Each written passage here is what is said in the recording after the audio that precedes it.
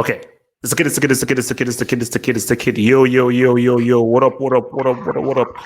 Shout out to all the people out there. We're back in here for this Saturday open hangout. Remember, if you want to be part of this Saturday hangout, you click the link on my Twitter page.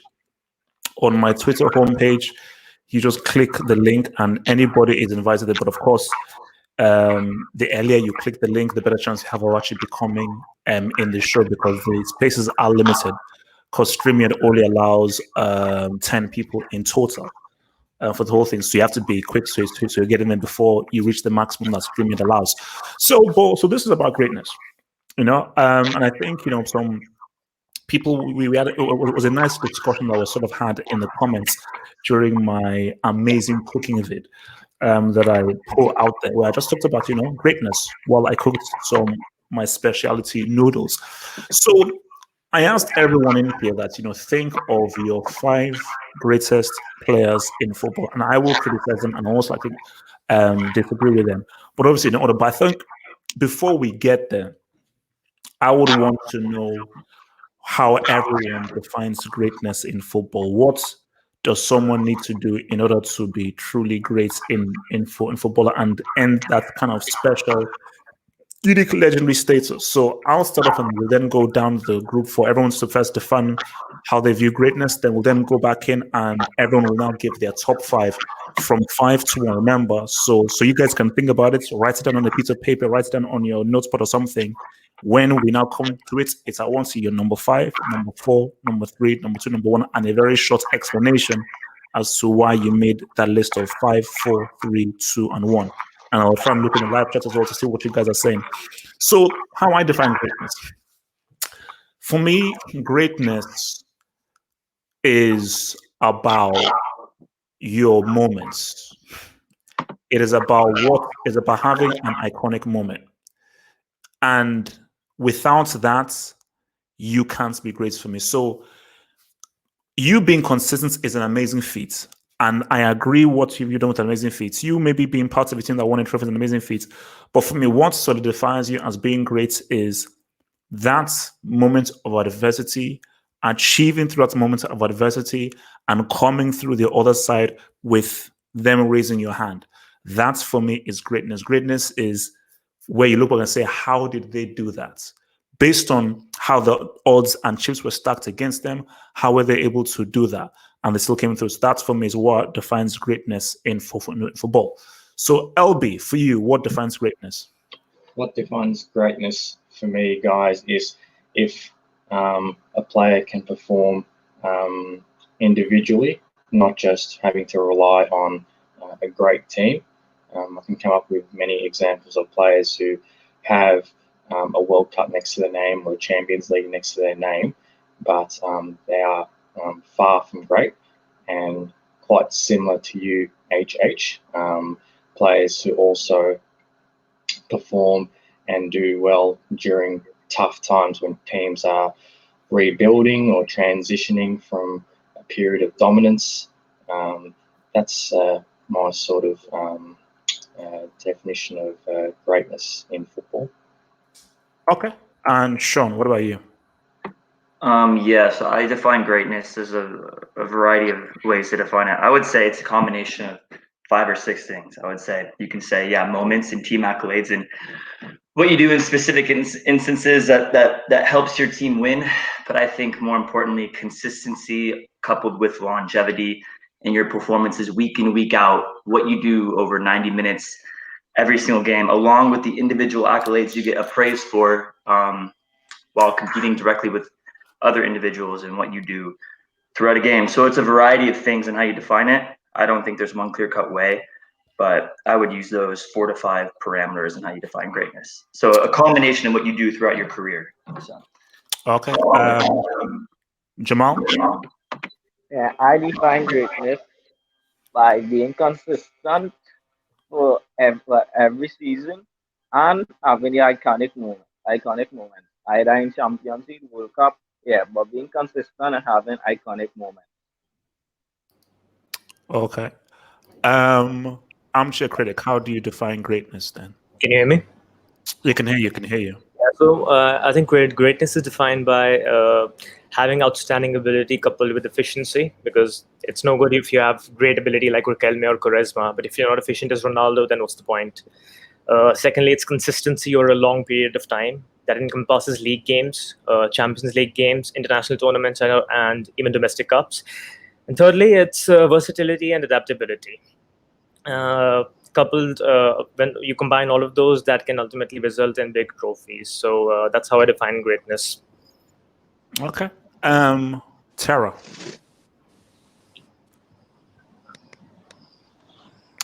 Tara? All right, I think he's in there. So Tara, we'll probably come back to you. Christ.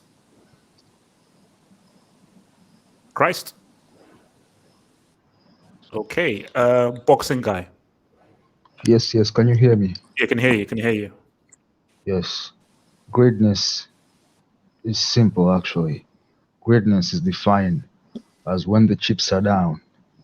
What are you gonna do? What are you gonna do? Greatness is when your team needs you, and you're gonna stand up and tell them, "Hey, buckle up. I'm taking you to the promised land. I'm taking you there." That is greatness. It's all about having the guts, having the balls to carry your team through tough situations. That, my friend, is greatness. Okay. Okay. Very nice. Stodge. Yeah, greatness can be defined as many things, so I'm going to go with a few. For me, greatness, like you said, is doing things when the chips are down. Greatness is also consistency. How long did you do it? But the most important thing when it comes to greatness is it's your impact, it's your legacy. What impact did you have on the sport as a whole? What impact did you have on the sport? When you left the sport, what was your impact? So your main thing is about impact on the sport. No, my main thing, my three criteria is quality, consistency, doing it in the big moments, and most of all, obviously, if you are great, if you're one of the biggest, you should leave an imprint on the game. Otherwise, you're just another player. Okay. You could be good and not leave an imprint. Okay. Let me just switch us here from Joe Beston. Greatness is Neymar. Simple facts. HH hates my boy. Oh, Beston, relax. Hey, easy, Oh guys. my Trust, God. because we've not even yet gotten to the list yet. So let's not argue now. We can argue when we hear your bombers lists. Tara, what All have right, you? so something was wrong with my mic. So I define greatness as a multitude of factors. You need to be consistent. You can't just be inconsistent and thrive off of big moments to be considered the greatest of all time. You need to be consistent, in my opinion. You need to have obviously good abilities as a player that you were able to consistently display, and those have to in turn have an effect on the team, not just in like stats, not just in goals and assists, but like when your team really would struggle without you, like you're able to lift them to sort of a different level, and that again also ties in with big moments, like what you did in those big moments that takes your team to a higher level than if they didn't have you. So yeah, consistency, big moments, ability, and then the overall just effect on the team, imprint on the team. Okay. Christ. Yeah, what's up, HH? For Yeah. me, man, there's three factors. There's the impact on your team, which is like how bad are the team without you? How much do they struggle without you? How much, when you're playing, how much effect do you have on your team? Are they improved when you play? Okay, that's one. Two is the degree of difficulty. Degree of difficulty as in whenever the moment is toughest, and there seems to be no life, you bring that life to your team and you help them through the tough moment. And then the third is consistency and ability. Consistency, obviously it's obvious as in how good you are for a long time. And then there's ability, how good you are as a player, what you're capable of at your best. But for me, the two factors, impact and degree of difficulty, are the factors that weigh the most for me, because that shows how a team struggles without you versus when you're playing. And two, it shows what you can do in the biggest moments. because that's greatness. The definition of greatness is what you can do at the biggest moments, and the toughest moments when your team has no chance or there seems to be no life. So yeah, that's what I mean. Okay. So and then so before I come to Red Devil Studio, remember guys, if you have to write them down, let me just reiterate. I want to know your 5 to 1. So you go from 5, 4, 3, 2, and 1, and an explanation for each of those. So once I'm done with Red Devil, I'm going to come probably to LB, and you must have your list ready. 5, remember again, it's number 5, number 4, number 3, number 2, number 1. And these are, in your view, the greatest football players of all time. So, Red Devil, how do you define greatness? I think obviously a lot of people have said most of what I said already. So the key things like consistency, how well this individual player has played at a top level, impact, obviously the impact that that individual player makes on the team. The only thing I guess I would add to what a lot of people have already said is I feel like the ability to make other players better. It makes any sense. So right now, a lot of us we're talking about the individual themselves, carrying the teams, etc., and the impact they have on the team. But I feel like great players also make their other teammates better. If that player is not on the team, then this other player doesn't play particularly well. So therefore, it's not so much that you have a scenario where that a player is just carrying a team, because that is good.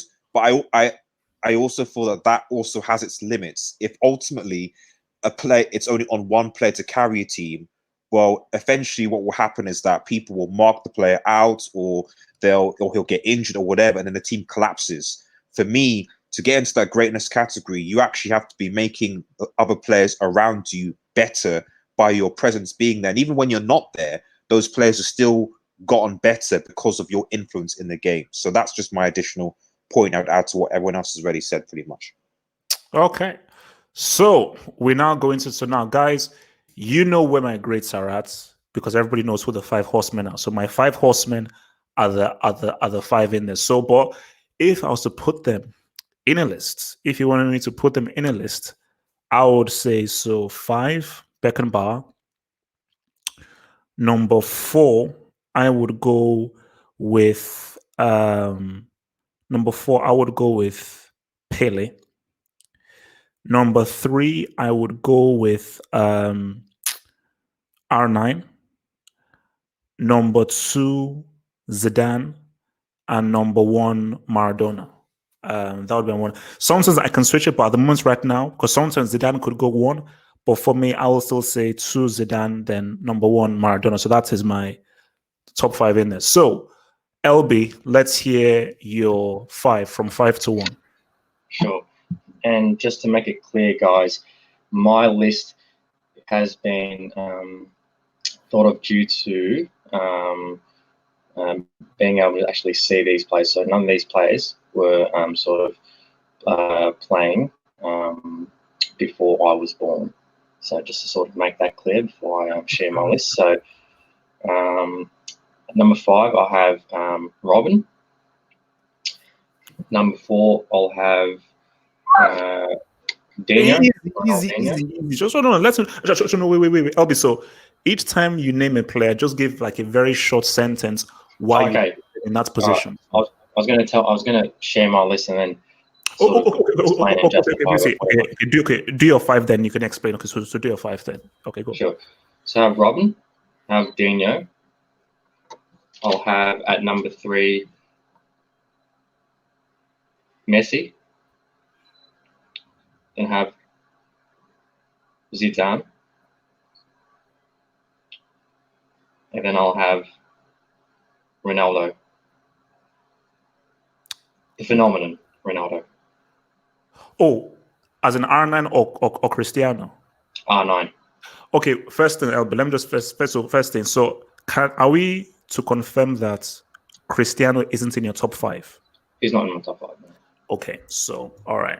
So we're popping off right now. We're already popping off right now. So, explain your 5 then. The reason I chose Robin as my number 5 was, obviously his left foot was something that he made a name for himself, and his longevity and being able to sort of perform week in, week out by scoring goals and assisting players on the right wing is something which, in my opinion, changed football. And it wasn't as though he attempted these shots with his left foot and kicked one out of, let's just say, 5, 6 shots. There was rarely a time in which he would miss these goals. And as what everyone says, they knew what he was going to do, but stopping him was a whole new thing. Yep. His ability to perform not only at club level but at international level by taking, I would say, a decent Holland team, not the best Holland team, to a semi-final and a final almost single-handedly, says a lot about this player. Number 4, Ronaldinho. I would say the most sort of gifted player. I mean, everyone was talking about Ronaldo, R9 that is, and how sort of good he was. And even though he is higher on my list, Ronaldinho sort of came into the scene and almost changed the perception of football. And even though I was a kid when he was playing, I still remember watching some of the skills and things that he was able to do on the pitch. And even though he wasn't able to win as many trophies, he's still definitely someone who has made it into my top 5. For number 3, I chose Messi because obviously being able to perform both for club and for international level, even though he hasn't achieved an international major trophy, the achievements that he's been able to sort of gain at Barcelona, 5-time Ballon d'Or winner, the season of 2011-2012 where he kicked about, correct me if I'm wrong, about 100 goals. Was phenomenal. And even though Barcelona didn't even win the Champions League that season, which I don't know how they did, didn't. It was still a magnificent sort of performance. Youngest footballer to score 200 La Liga goals. Obviously his records speaks for itself. Yep. So Messi at number 3. Zizou, number 4. Wait, don't speak number 2. Sorry, number 2, correction. Yeah. Number 2, I'll put Zizou. World Cup winner, Champions League winner, able to perform for both country and club. Obviously very consistent. Unfortunately wasn't able to win the 06 World Cup because he was sent off. But the individual skills he brought to the table, his ability to control the ball, his ability to provide effective passes to his teammates. So Zizou at number 2. So now before you come to your number 1, again, I'm looking at the live comments now, and everybody is calling you crazy. You're smoking weed. You're mad. So try in the best way possible for you to sort of explain to the crowd and to the people why you've put R9 above Messi, Cristiano, Zidane, Pele, Maradona, and sort of. Sorry, actually, could you repeat that question again? So basically, people in the live comments are saying that it is crazy that you, first of all, don't have Cristiano on that list. That's your list. And that you have R9 above Cristiano, Messi, Zidane, Pele, and so in your best way possible, for people who think your list is crazy and R9 being number 1 is crazy, in your best way, explain why you have put R9 above these other guys that most people consider GOATs. Look, there is an element of bias in which I have for R9 being the player who featured in the first World Cup in which I ever watched, multiple World Cup winner, and just his sort of overall sort of ability, and I sort of take my hat off to his sort of lack of arrogance, which is something that's very sort of hard to find in football. Obviously, as I said, the World Cup, or the 2 World Cups in which he won, is the major reason which I have selected him as my #1 player. And not only that, but as I said, in my definition of greatness, his ability to actually perform those World Cups by scoring goals, as opposed to just going completely missing, and then at the end of the day earning a World Cup trophy, which a lot of players do these days. And a World Cup trophy is a World Cup trophy, but being able to perform and take your country is a completely different thing. And that was what Ronaldo R9 was able to do. R7, don't get me wrong, he's a fantastic player, and if I had a list of 6, I'll put him in that list. But he has definitely had, in my opinion, his opportunities. 2018, round of 16. Yes, he has won a Euro, but and he did really help Portugal get into that final. But he was never. He never played the final, so he never played the final. Yeah, that's right. He was injured. So yeah, I've selected R9 because of the World Cups and how he was able to contribute to those wins. Okay, so look for me. Look, as I said again, I think that's I've always said that R9 is the best player that I've ever seen. But I just think when I bring in greatness, I don't say R9 is greater than Aziz or Ronaldo based on what they've done. But if just based on just pure ability and skill, which I think is a different list. Oh my gosh, R9 is still today the best player I've seen. All right, Sean, you're 5. Yeah, so, well, first I have to preface this by saying I do think there's a fundamental flaw with greatness, considering we can't put together definitions that we all agree upon. So there's always going to be huge differences in how we define greatness and how we treat that to players. But if I was to go number 5, this is a toss-up between Zidane and R9 for me personally. And I think I'll just go with R9 for the simple reason that I think he's just much better than Zidane as an actual player, along with contributing to the World Cups. And prior to his injury, you can make a case like he was the youngest. Did you say contributing to 2 World Cups? No, to a World Cup. Oh, sorry, to a World Cup. Okay. Yeah, to a World Cup. Yeah, sorry. So maybe the mic. But yeah, so if you look at what R9 did prior to his injury, he was on pace to have one of probably the most amazing careers that you could possibly think of if he was to stay, consistent and healthy. Obviously, injuries kind of undermined that. But prior to it, I think he was the youngest Ballon d'Or winner in history. He had the most goals in the Liga history, I think, at like 19 or 20 years old for an individual season, which is absurd. His skill set in terms of his ability to drive at defenders at full pace while doing stepovers and elasticos is one of the most is in the video you highlighted impossible technique. I've seen that a couple of times, and it's just ridiculous what he could do. And he would probably be higher up on the list if not for some of the unfortunate injuries. But that happened. So since I define it as consistency, week in, week out, longevity, how long your career is, I think those are big factors in there. And unfortunately for him, that's why he's at 5. But I do think he's ahead of Zidane, and I'm not going to get into why Zidane isn't in my top 5 because I don't want to bore everyone. So my number 4. So Sean, Zidane isn't in your top 5. No, he's not. No, he's not. Because I think Pele, Maradona, CR7, and Messi are better and more greater. All right. Okay. Cool. Okay. So what's it? Yeah. No. Zidane's amazing. I'm not saying he's not amazing. I'm just saying. No. Look, Sean. I can't wait to hear the 5 players you put greater than Zinedine Zidane. I can't wait. That's fine. All right. Okay. So the 4th one is Pele, and obviously you can say, well, he's had over 1,000 goals in career, albeit some friendlies, and he's won 3 World Cups, although 2 of which he was mainly the main star. One of them he was a teenager.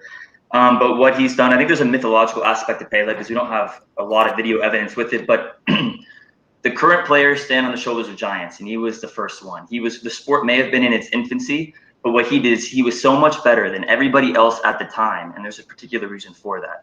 That's why I put him in my top 5, because it was a combination of his talent. He could play in the center of the pitch. He can play left. He could play right.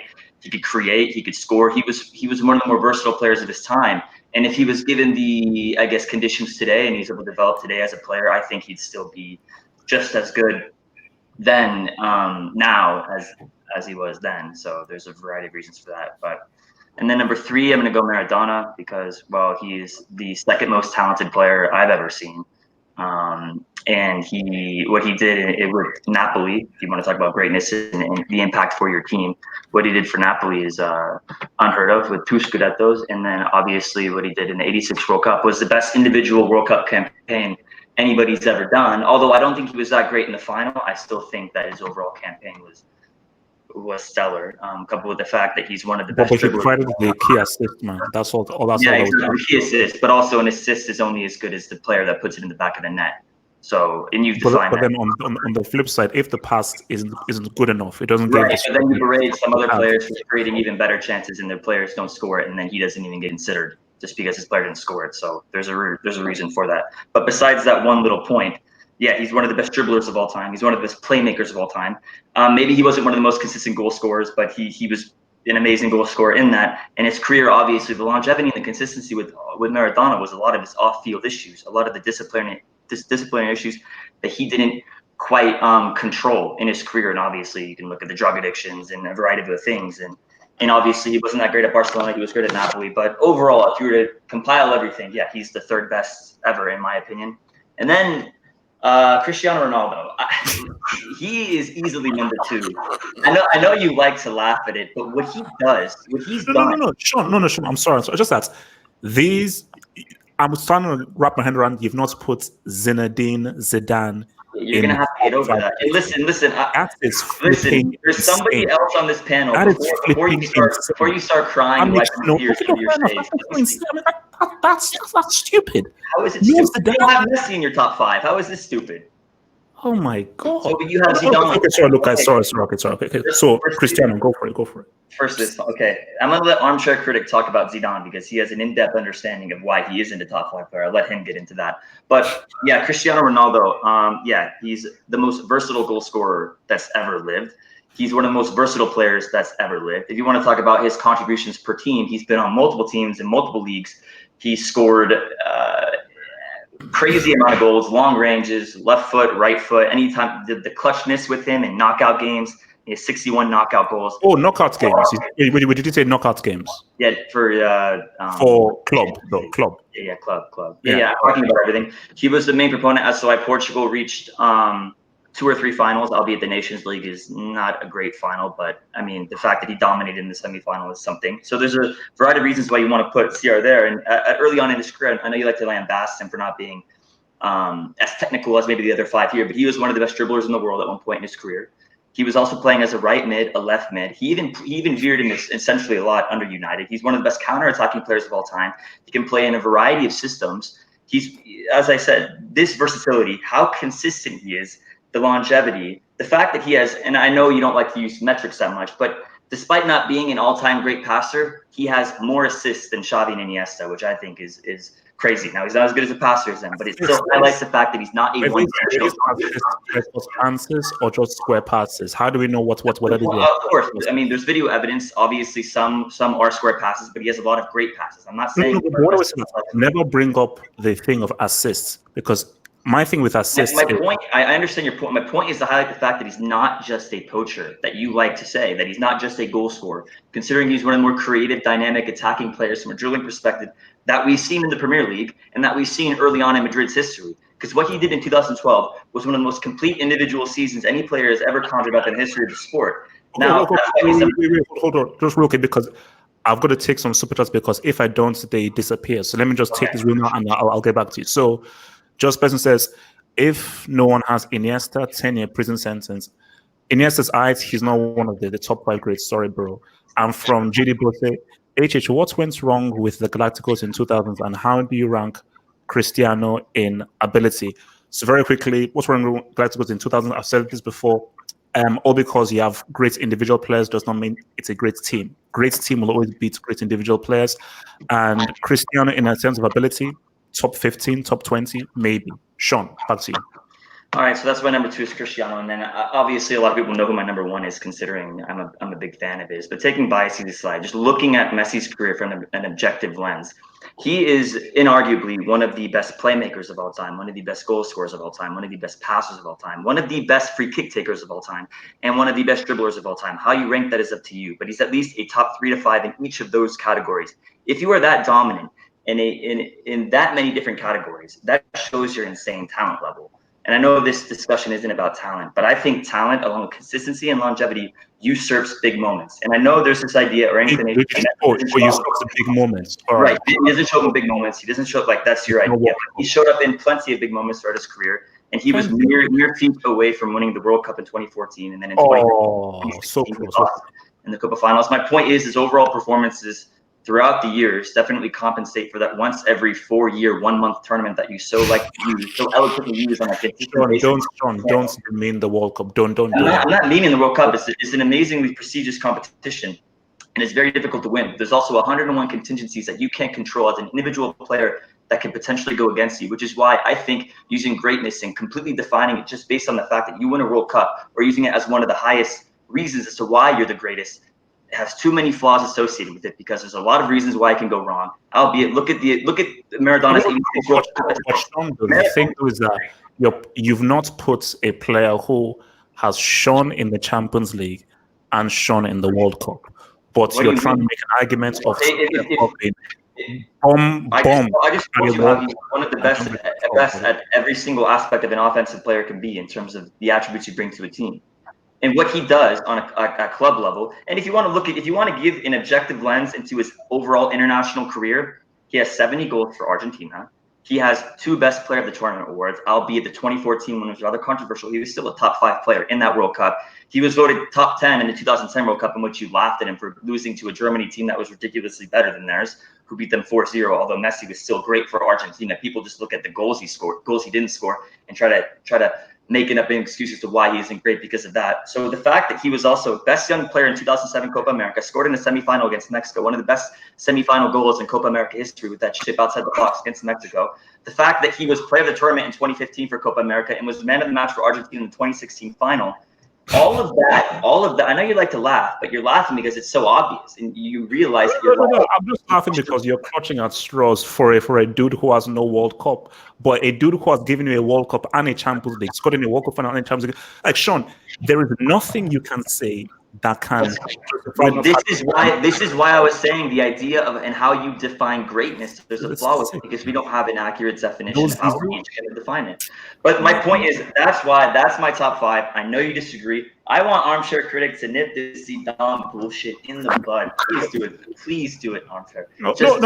Sean, I respect your list and I respect everyone's list. It's like Sean, I think from now on, I have to question your football credibility because any person who doesn't have Zidane in their top 5, I've got to question whether you want. So what's wrong with Maradona, Pele, and R9 being better than Zidane? Explain it. There's nothing. You have come on this platform and not had Zinedine Zidane as not part of your top 5 greatest. I was a toss-up between R9 and Zinedine, but there was a big gap in terms of their overall ability, and it was too much for me. Or you sniff. But let's move on. Jamal, give us your top 5, Mr. Jamal. Yeah, my top 5. Yeah, I can hear you. First one is Karius. So remember, give us your top 5. My first one, first one, my top 5. First one is Loris Karius. Just kidding.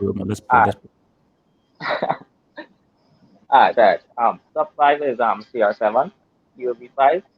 The reason why I'll put him there is because I don't like this game, and he pisses me off so much time. But that's the reason why he's there, because he gets me vexed so much time. I remember watching him at Manchester United as a skill boy. All he just used to do was skill, and I said, damn, this guy ain't gonna do nothing. He'll never be one of the best players in the world. But then Sir Alex stopped him, he knuckled down, and then he scored about 44 goals in his last season in Manchester United. Crazy. And then when he went to Real Madrid, that is what makes him the first two. Because I think he scored more goals than appearances.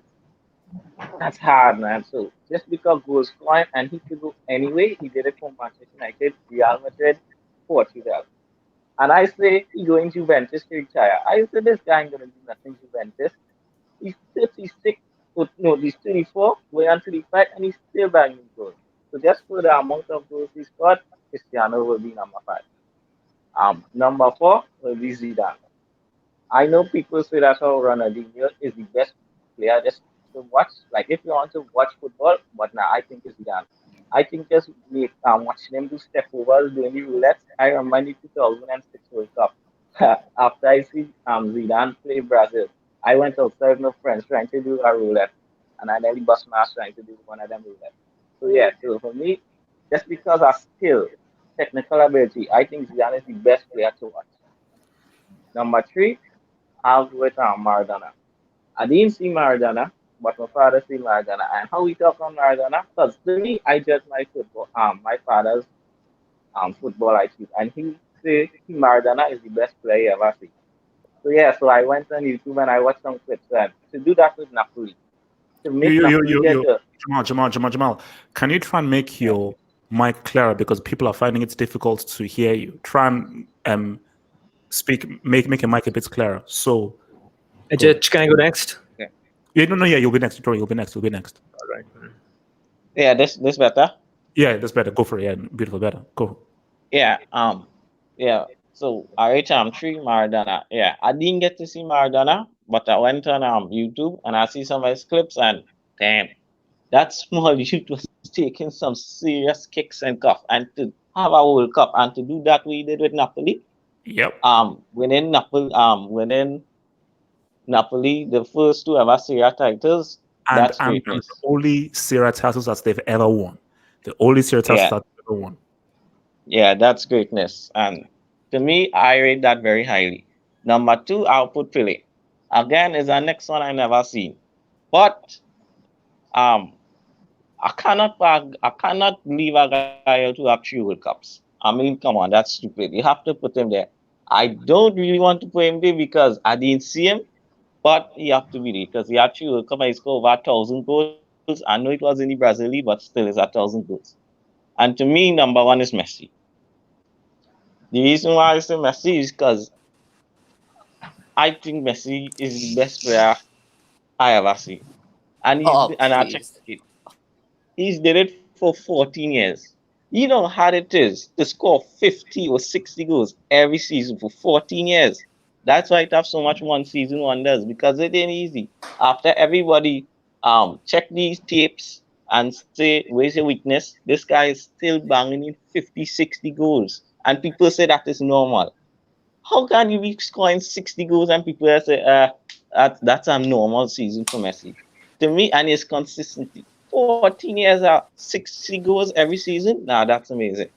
And people say that how he did nothing for Argentina. He's still Argentina top goal scorer with 66 goals. So I know he hasn't done anything World Cup, but what we done from Barcelona?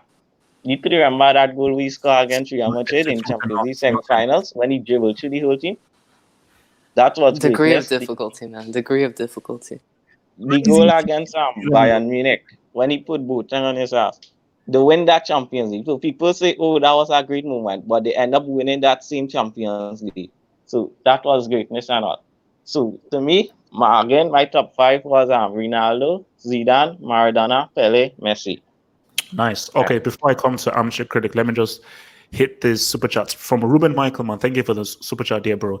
You say great teams always breed great individuals to defend the Galacticos, but knock Messi for not winning a World Cup. I don't understand what you mean by that, because my thing was, okay, now the Messi thing may have not have necessarily been a great team, but it was a team good enough to win that 2014 World Cup, and the opportunities were there for him to win that 2014 World Cup, and he didn't do it. And I will always hold that against him.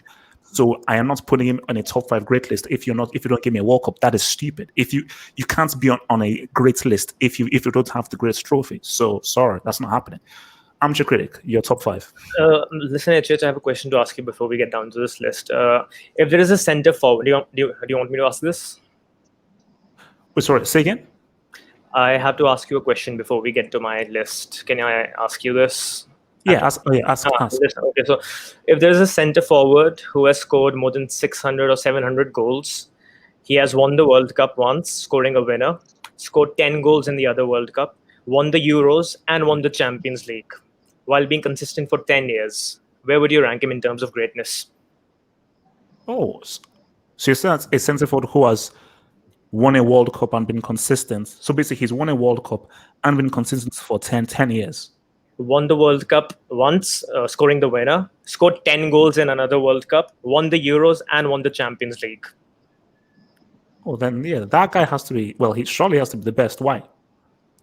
Gerd Muller has done it, but he's not a horseman according to you. So that just goes Oh, no, against no, your. but, no. But then again, but then again, it's those achievements and what kind of quality of player are you? Arbeloa, I think Arbeloa has. Gerd Muller scored 10 goals in a World Cup, and he scored the winner in one. And he was pivotal to Bayern Munich's Champions League winning campaign and to Germany's Euro winning campaign. You can't No, say. no, You can't. but my thing is like achievements are one thing. It's Yes. how you do it. So you can achieve all those things, but greatness is a whole pie. It's what you've done, how you do it, your impact, your style, and your ability of a player. So greatness is the whole 360 thing of everything. So, you know. So do you think consistency is important while assessing who's the greatest? For me, consistency doesn't play a major factor for me. No. All right, fair enough. Then I can see why you put R9 or Zidane there. So my top 5 list would be number 5. It's sort of debatable, but I'll say number 5 is Franz Beckenbauer. I think he's the greatest center back of all time. Not only that, he's one of the greatest playmakers from such a deep position. He was the captain of the Germany team that won the World Cup. He won the Champions League. He won the Euros, and he was extremely consistent for a long time. Number 4, this is controversial, but this player, to me, at his peak, is the greatest player of all time. It's Diego Maradona. But the only reason he's number 4 and not higher is because his greatest achievement, the '86 World Cup, is shrouded in skepticism for me because he cheated to score a World Cup knockout goal.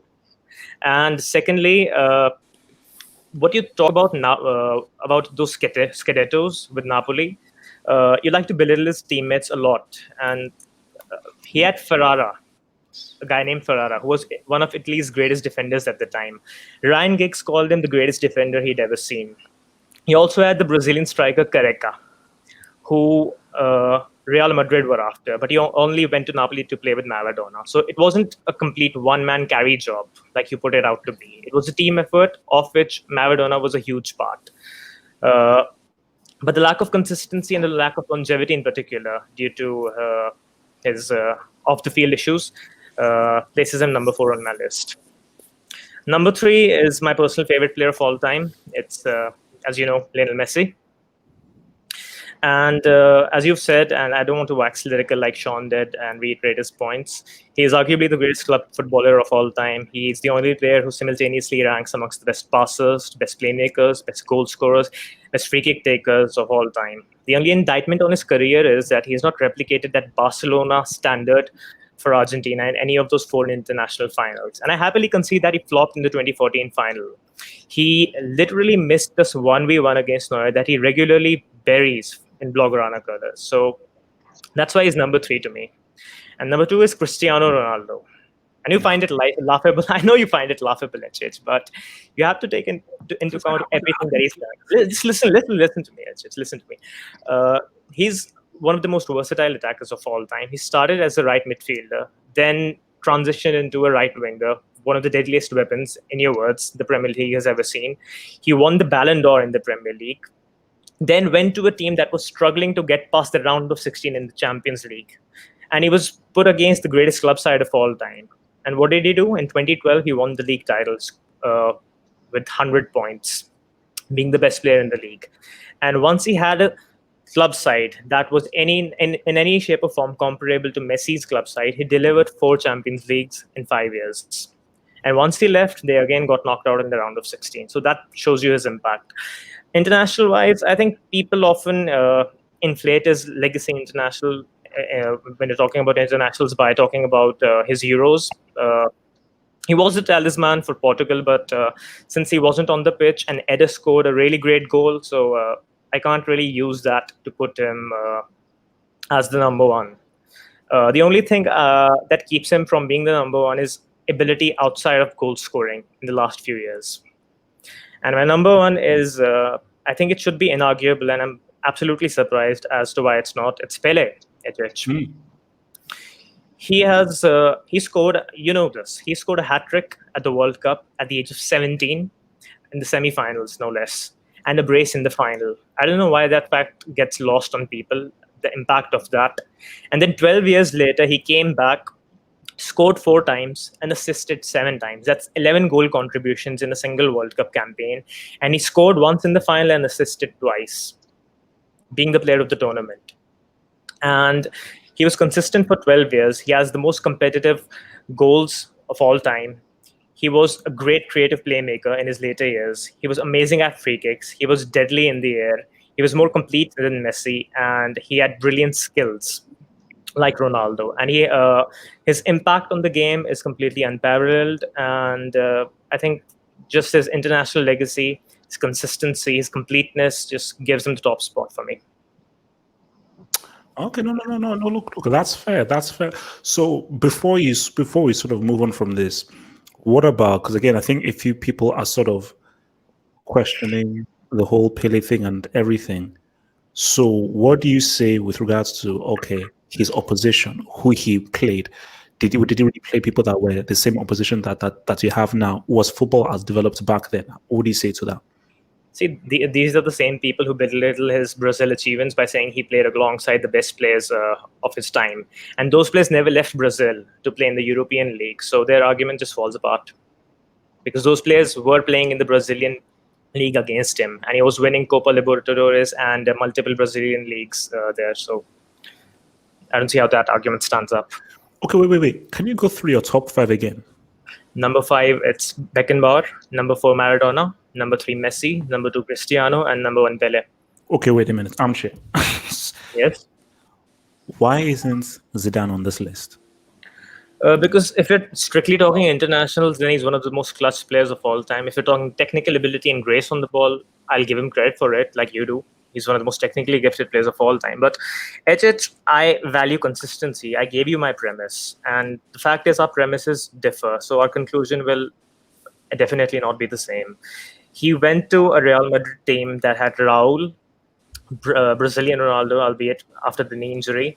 He had Roberto Carlos, and he had many great players in all positions. And he won 1 league title in 6 years, HH. And in Juventus, he once got knocked out in the group stages.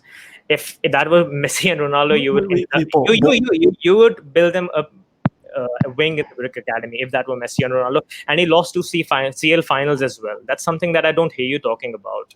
His iconic Those weren't his fault. Armchair. Christ, our Messi's international failure is completely his fault. But Armchair, how could you not have a guy who has won in the Champions League, scored in the Champions League final, one of the greatest goals in the Champions League, has won a World Cup, scored 2 goals in a World Cup final, and led his team coming out of retirement to another World Cup final? How can you deny that? I would say his 2006 campaign is arguably one of the greatest campaigns of all time. But just because he's performed exceptionally well in the World Cup doesn't mean he's a top 5 all-time player. Paolo Rossi won the Golden Boot and the Golden Ball in a World Cup winning campaign, and he won the Champions League as well. And you've rarely mentioned him on the channel, not even once, Ed. So I don't see why. That's because he doesn't have the ability and he doesn't have the impact that Zidane did. Paulo Rossi was playing on a better team, bro. Paulo Rossi. Wait, easy. Let me just come in really quickly, because see, a lot of guys saying, okay, why aren't I going hard on Armchair as I am with Sean?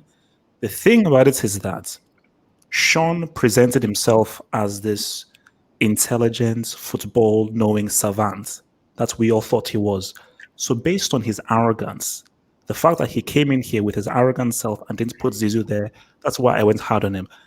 Armchair Critic comes in a more humble manner and a much more level-headed manner. That is why I've not gone hard enough on him. Because based on how Sean presented himself, bro, take that L for not putting Zizou in there. Armchair Critic, I still don't agree with it, but so just respond to the point that your boy made with regards to the whole Zizou thing, because you need to. I need a clearer I did definition. it is because just this is- opinions. please, I find it please. as HH, can I go absurd next, please? see, you don't have Messi or Ronaldo on your list, so I find that equally laughable. But I don't criticize you for it. So we can have different opinions. It's okay. Okay, so let me just take the super chats. Martin Rosario, bravo armchair, bravo HH. Take notes, you break. Martin, I swear to you, before this year is finished, you're gonna say something positive about me. You will say something positive about me, Martin Rosario. Let's go with. Can I go next, HH, please? Christ, go for Christ. Christ, go for it. Okay, HH. So first of all, I'm gonna respond to why Zidane isn't in the top 5 according to Sean. It's because Sean knows that since Messi doesn't have a World Cup, he can't put Zidane in there, because if he does, then that goes against his whole Messi failures in Argentina for the World Cup. So let me just get that out of the way. And okay, my list. Okay, 5th, I'm gonna go with Cristiano. The reason I'm gonna go Cristiano 5th is because the reason he's not higher is because I feel like he didn't do enough at the World Cup, especially 2018 against Uruguay. I feel like he has all the club achievements, but the thing is his ability isn't as good as the rest of the guys on my list that I'm going to include. So because of that, I hold him 5th. But he's still a great for me. And I know, HH, I know you love R9. Look, man, if R9 gave me just 2 more years of consistency, I would put him up there, okay? Okay, now 4th. 4th, we go to Messi. For me, Messi edges Cristiano because I feel like their international careers are pretty similar. I know Ronaldo won the Euros, but let's be honest, he was injured in the final, and the teams he performed against weren't like great, to be honest. Hungary, he was average against Poland. He did well against Wales, so I'll give him that. But like Messi's ability-wise better than him, and I just feel like they're pretty similar in terms of international success. So I edge it to Messi. Okay, 3rd, I'm gonna go Pele. I'm gonna go Pele 3rd. Pele was amazing. Just his impact on the game. He started the Brazil legacy of being an amazing footballing nation. That's one. All the goals he scored, like Armchair said, scoring a hat trick at 17 years old is just impressive. And he won 3 World Cups. Okay, the second one he was injured. That's fair. Garinchka won it. That one I give credit to Garinchka, but you can't take away his success with Santos and for Brazil. That's just amazing, man. Second, I go with Zidane. I'm gonna explain to you why. Zinedine Zidane is one of the most technical players we've ever seen. Not only that, his degree of difficulty moments, it's in his legacy. He performed at the 1998 World Cup, scoring those 2 clutch goals against Brazil, a side that were coming in as champions. And people say he had a great team. Just go watch the highlights again, guys. He created numerous chances for his teammates, and they missed them. He created 3 clear-cut chances, and Pete missed 2, and I forgot who missed the other one, but he did his job, and he got his team the trophy.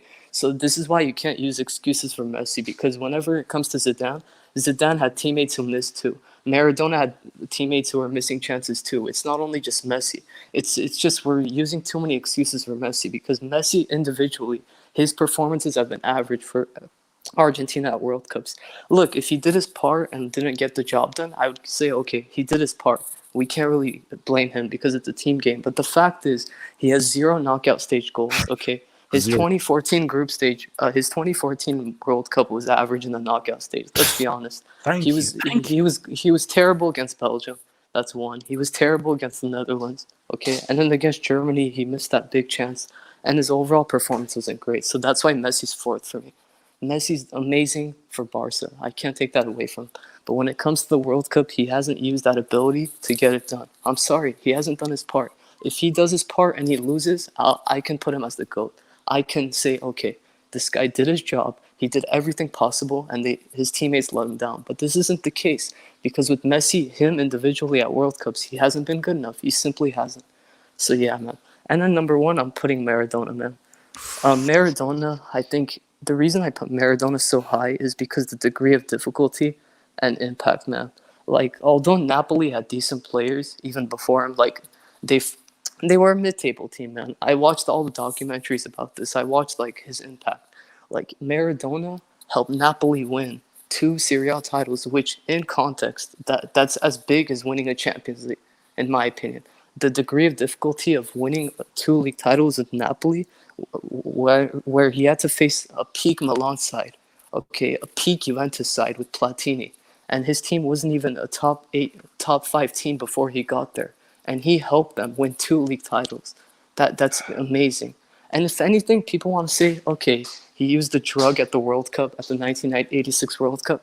Man, if anything, that drug actually made him worse, because if he didn't take drugs, he would have probably been even better. Oh, And even before he took leave cocaine. the haters alone. Christ, leave the haters, Okay. man. Your list is All right, money. man. Your Yeah. list is money. And then at the 1986 World Cup, he delivered one of the greatest individual campaigns we've ever seen from any player. He still has the most goal contributions for his team at a World Cup, more than any other player.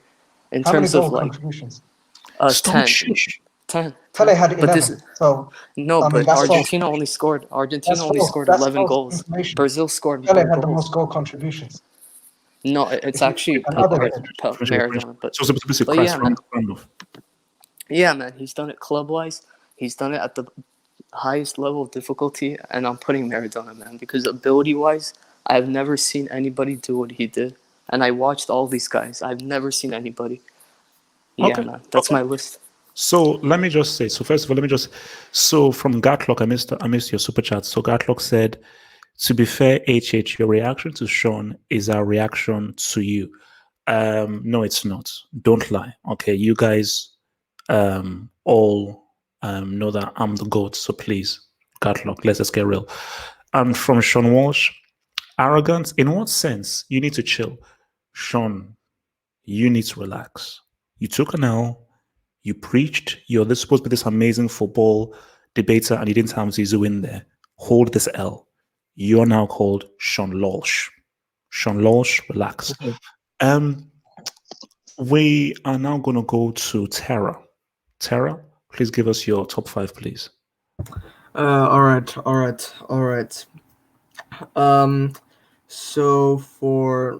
So I actually have 6 players on this list simply because 4 of these players are sharing spots on the list. Whoa, Tara. What? No, Tara, 5. Everyone has fine. You get I'll 5. leave one out, but you're probably not going to like my choices then. I'll just say that. I don't give it down. Give me 5. Thank you. All right, fine. So for 5th place, I'll say Ronaldinho because of the effect he had on Barcelona. One, because when he arrived at Barcelona, like they were just a few places off of relegation. And then within 2 seasons, of course with the help of other signings, but in the 03-04 season, his contribution alone basically got Barcelona to 2nd place finish. That attracted other players like Samuel Eto'o and Deco to come to Barcelona. And then that allowed for Barcelona win more trophies like the La Liga title and Champions League title. So his effect on Barcelona, I'd say his legacy and effect on Barcelona's impact is probably higher than Messi's when you consider what Ronaldinho started with and ultimately what Barcelona ended up as. And then internationally, you can't say he didn't perform. I mean, of course, he doesn't have the same like performances in World Cups that say Maradona or Pele has, though you cannot say that he has like a bad international career. I mean, his performance against England was a great performance.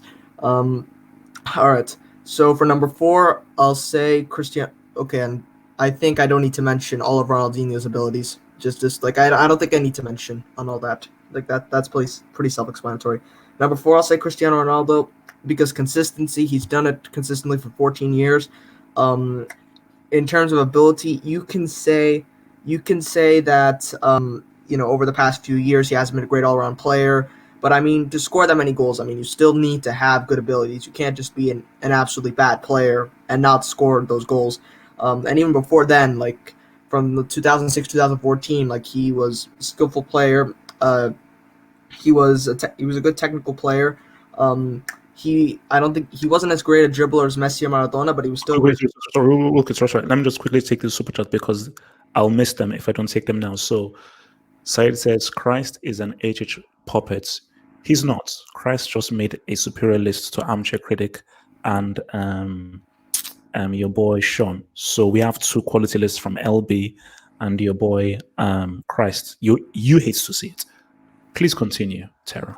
All right, so obviously you can make argument that Cristiano Ronaldo's ability over the past few years hasn't been great, but again, from 2006 2014, he was a skillful, technical, and he obviously used those abilities, like in the 11-12 La Liga, for example. That was a great Barcelona team, and Madrid hadn't won La Liga in a long time. And I mean, he had a great season in 2012. Like the impact, and of course his later time at United, that as well. Um, so yeah, all those abilities, and then of course the impact he had on Man United and Real Madrid. Um, like just all that combined, like yeah, I'd put him in fourth. But it's just that his lack of, but just that his lack of overall ability when he had that great overall team with Cruz, Modric, Ramos, Marcelo, like that does kind of put a blemish because again, ability matters. So tied for second, I'd put Maradona and Messi tied for second. So Maradona, of course, you can't gloss over his abilities. He was an exceptional playmaker. He wasn't necessarily like a world-class goal scorer, though he was a good goal scorer. He did have, I think, top scorer in Serie A award at one point with Napoli. And again, like same thing with Ronaldinho at Barca. What Maradona started with at Napoli was, again, a team that was veering towards the bottom, towards relegation. And then within just a few years, of course, with the help of others, because to rise like that much isn't something you can do alone, but of course, with the help of others, with his effect, like, the jump from, I think, the season before he joined to the season he did join, like, it was from near relegation to 7th to 3rd, like that. That's not a coincidence. The effect Maradona had, obviously. And then, of course, his World Cup performance in 1986, and even in 1990 to an extent, even though he was injured in 1990, like, internationally, I would say he's the greatest player of all time. But yeah, that's so just the combination of ability, effect on Napoli, and the international performances. He would be the greatest if he was at like that prime level on other teams, because like he was good in Argentina, he was good but but he just wasn't as consistent. Like at Barcelona, he wasn't that great, and then of course after all the drugs allegations got found out, like he wasn't that great at the other teams he joined, obviously. So yeah, and then tied for second, I'd put Messi. Just the guy is a great passer. He creates a lot of chances. He's a great playmaker. Maybe not as good a passer as some like established playmakers, but you can't deny that he's a good passer. He creates a lot of chances. He's a great goal scorer. Obviously, this is the man who scored 91 goals in a calendar year, and again, this will be the same as my number one pick. But Messi had an impact on Barcelona. This is obvious. Like the like his contribution is what has sustained Barca to a high level.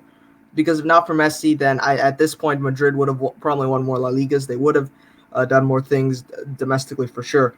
And you just have to look at last season. Like last season, Messi was the primary creator, and the primary goal scorer. And even though you had guys like Luis Suarez missing 31 big chances, even though midfield was losing creativity, even though basically we had no real world-class winger, Nabelli was injured, and Coutinho's just no. We were near a treble. Like that's not a laughing matter. So yeah, I'd put Messi in second, and then first place I'd put Pele. Consistency, he was great for a little over 10 years, and that's uncommon with wait. Sorry, easy. So what's your list again? Just so because I'm confused because you said second equal. So just go through your list again. Ronaldinho, Cristiano Ronaldo, Maradona and Messi sharing the second place, and now Pele in first. So Zidane isn't on your top 5. No, he was the player that was going to share 5th spot, but you said to keep only 5 footballers, so I discarded. Yeah. Oh god. Okay. So explain Pele, man. Explain Pele. All right. So consistency, like I said, that's uncommon from players at that time to be that consistent. Obviously, great ability, great technical player, great skillful player. He had a good physicality. He was a great player ability wise. Obviously, he had a great impact. Obviously, you can see in the statistics his impact on the team. And again, same thing with Messi and Barca. Like Santos at the time, they were a good team, but what Pele did was take them to new heights that they weren't reaching before. And then, of course, his international performances. Like his performances at the semi-final and final of the 1958 World Cup, and scoring in the 1970 World Cup. Okay. So can you please give me a reason why Zidane isn't on your list? All right, sorry, I was just speaking for a long time. I had to take a drink. I don't care how long you've been speaking for. Tell me why Zidane isn't on your top 5 list. All right. So basically, for his lack of consistency, or maybe I shouldn't say that, but his lack of like effect on the team. Because if you have those abilities, because I understand that Zidane has great abilities. His first touch was amazing. His dribbling was great. His his passing, his technical ability, all that is great. But when your ability does not translate into trophies, does not translate into success, like, yes, I get Juventus made 2 Champions League finals. You hold it against Messi for losing that 2014 World Cup final. Why is that not really the case with Zidane? Because he's won a Champions League and a World Cup. And Messi has never won a World He Cup. lost the 2 finals, did he not? Like, and then of course, like Armchair said, he got Wait a minute. He lost finals, but he won. He can lose as many finals as he wants, but he has a World Cup and he has a Champions League. Messi has Champions League. He doesn't have a World Cup. It's about winning. Not how many times you lose. It's about winning.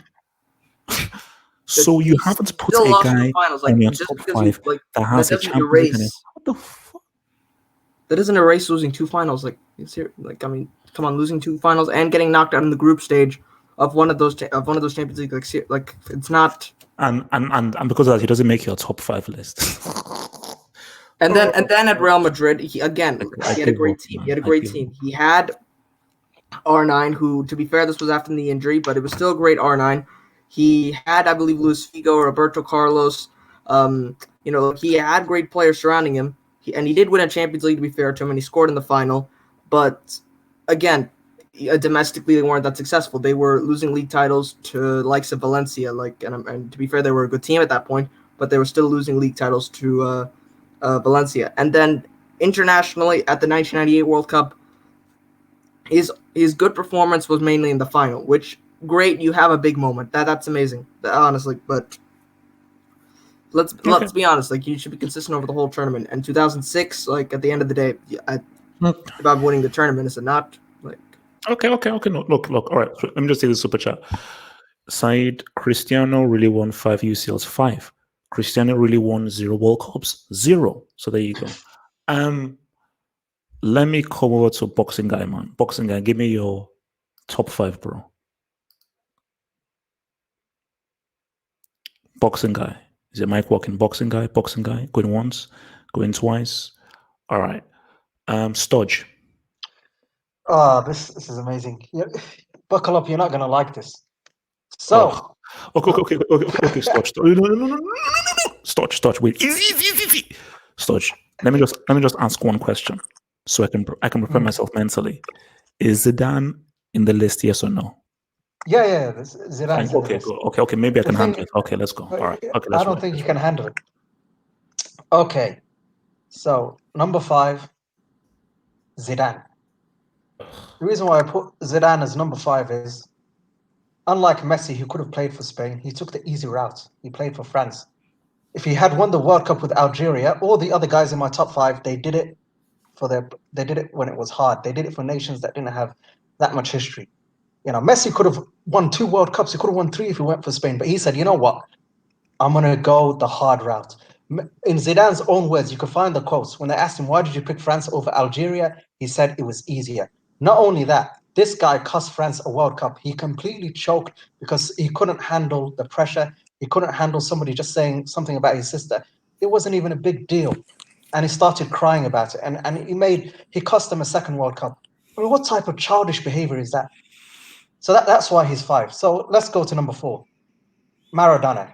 Maradona is number 4 because I think people like to gloss over this guy's career. Firstly, he's a fat turd and a cheat in 1986.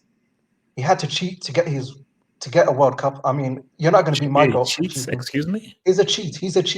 Cheaters they're not goats. No, he's not. They're not goats. And let's talk about his Napoli impact. I mean, I've heard people talk about this time and time again, saying, oh my God, he won 2 league titles with Napoli. Oh my God. Oh. Mate, every single big club, a player has went there and made them into a big club. It's not an achievement to win 2 league titles. Every club starts off with 0. Napoli started off with 0, but the difference is, unlike Pele, unlike Ronaldinho, unlike other players, their impact lasted. They created a philosophy at the club to make sure they kept on winning. But with Maradona, it's 2 league titles, and the legacy didn't last. That's still a knock. And third thing is, he wasn't consistent. He got shipped out of Barcelona. He ended up at Napoli because no other big team was after him. Hell, let's keep it real.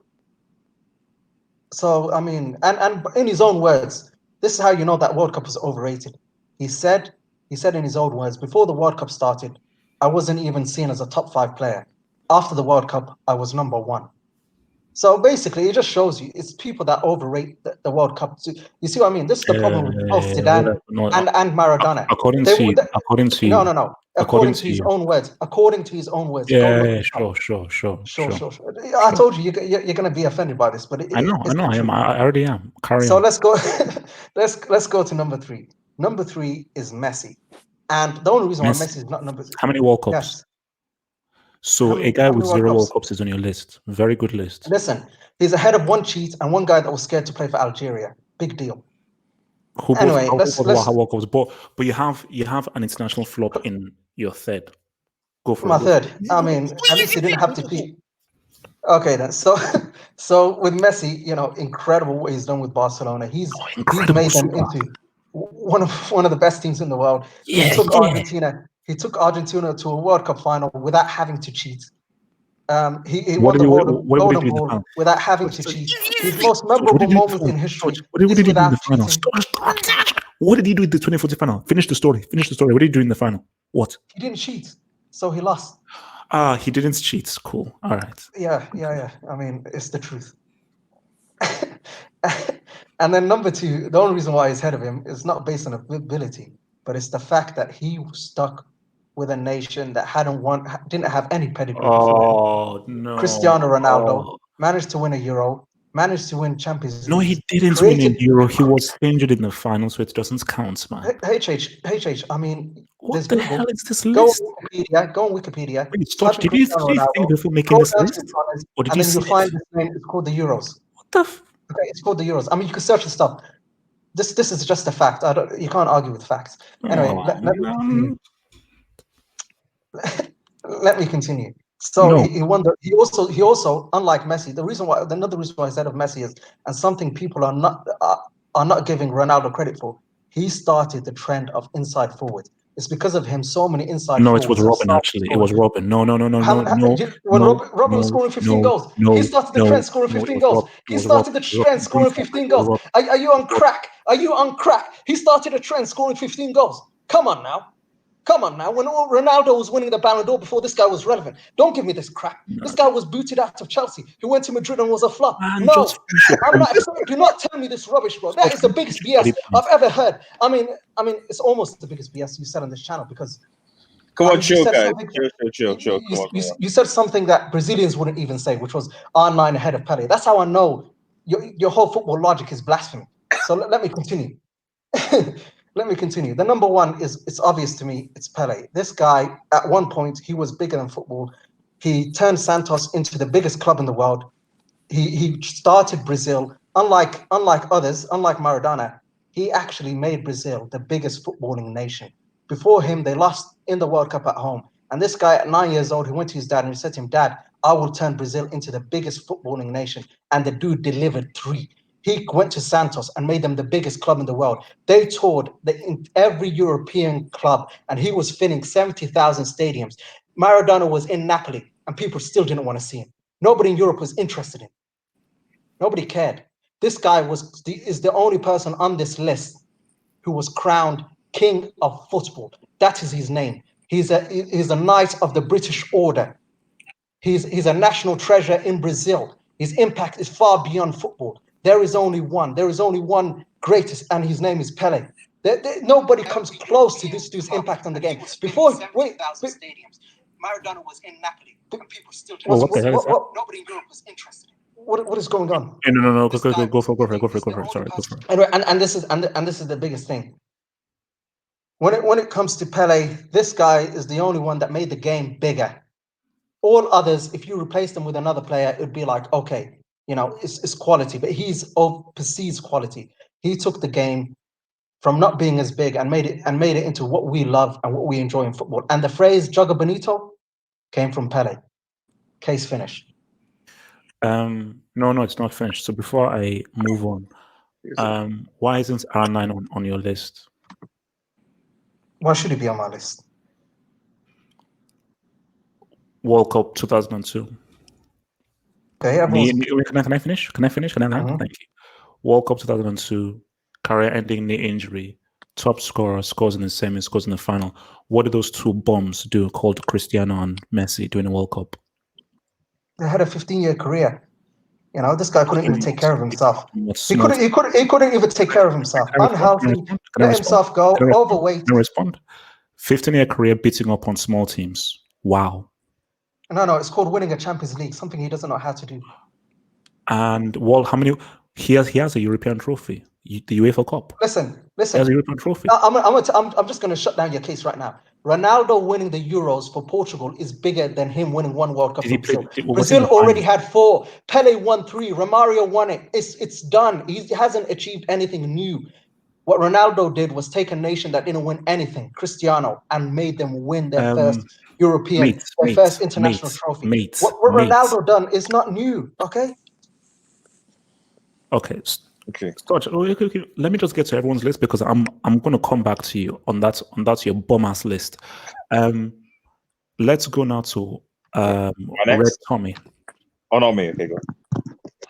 Yo, can you hear me? Yeah, we can hear you. Yep, you're 5.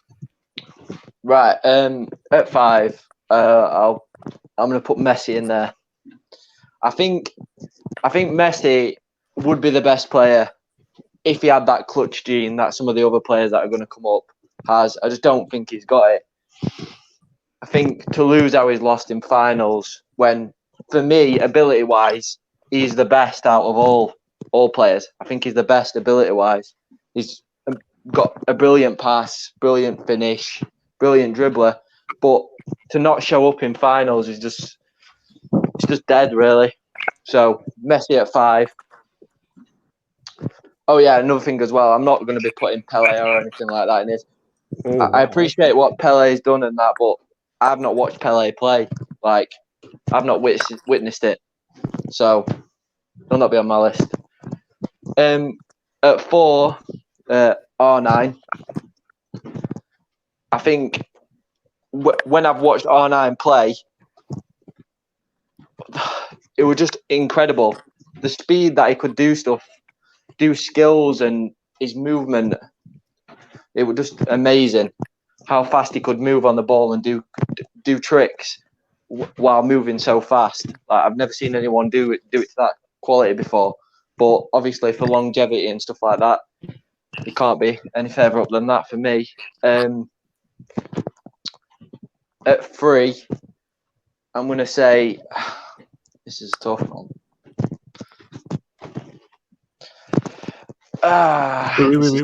Wait, Red Tommy, come away from your mic. I think you're a bit too close to your mic. I'm hearing some feedback from your mic. All right, sorry. Is that better? Yeah.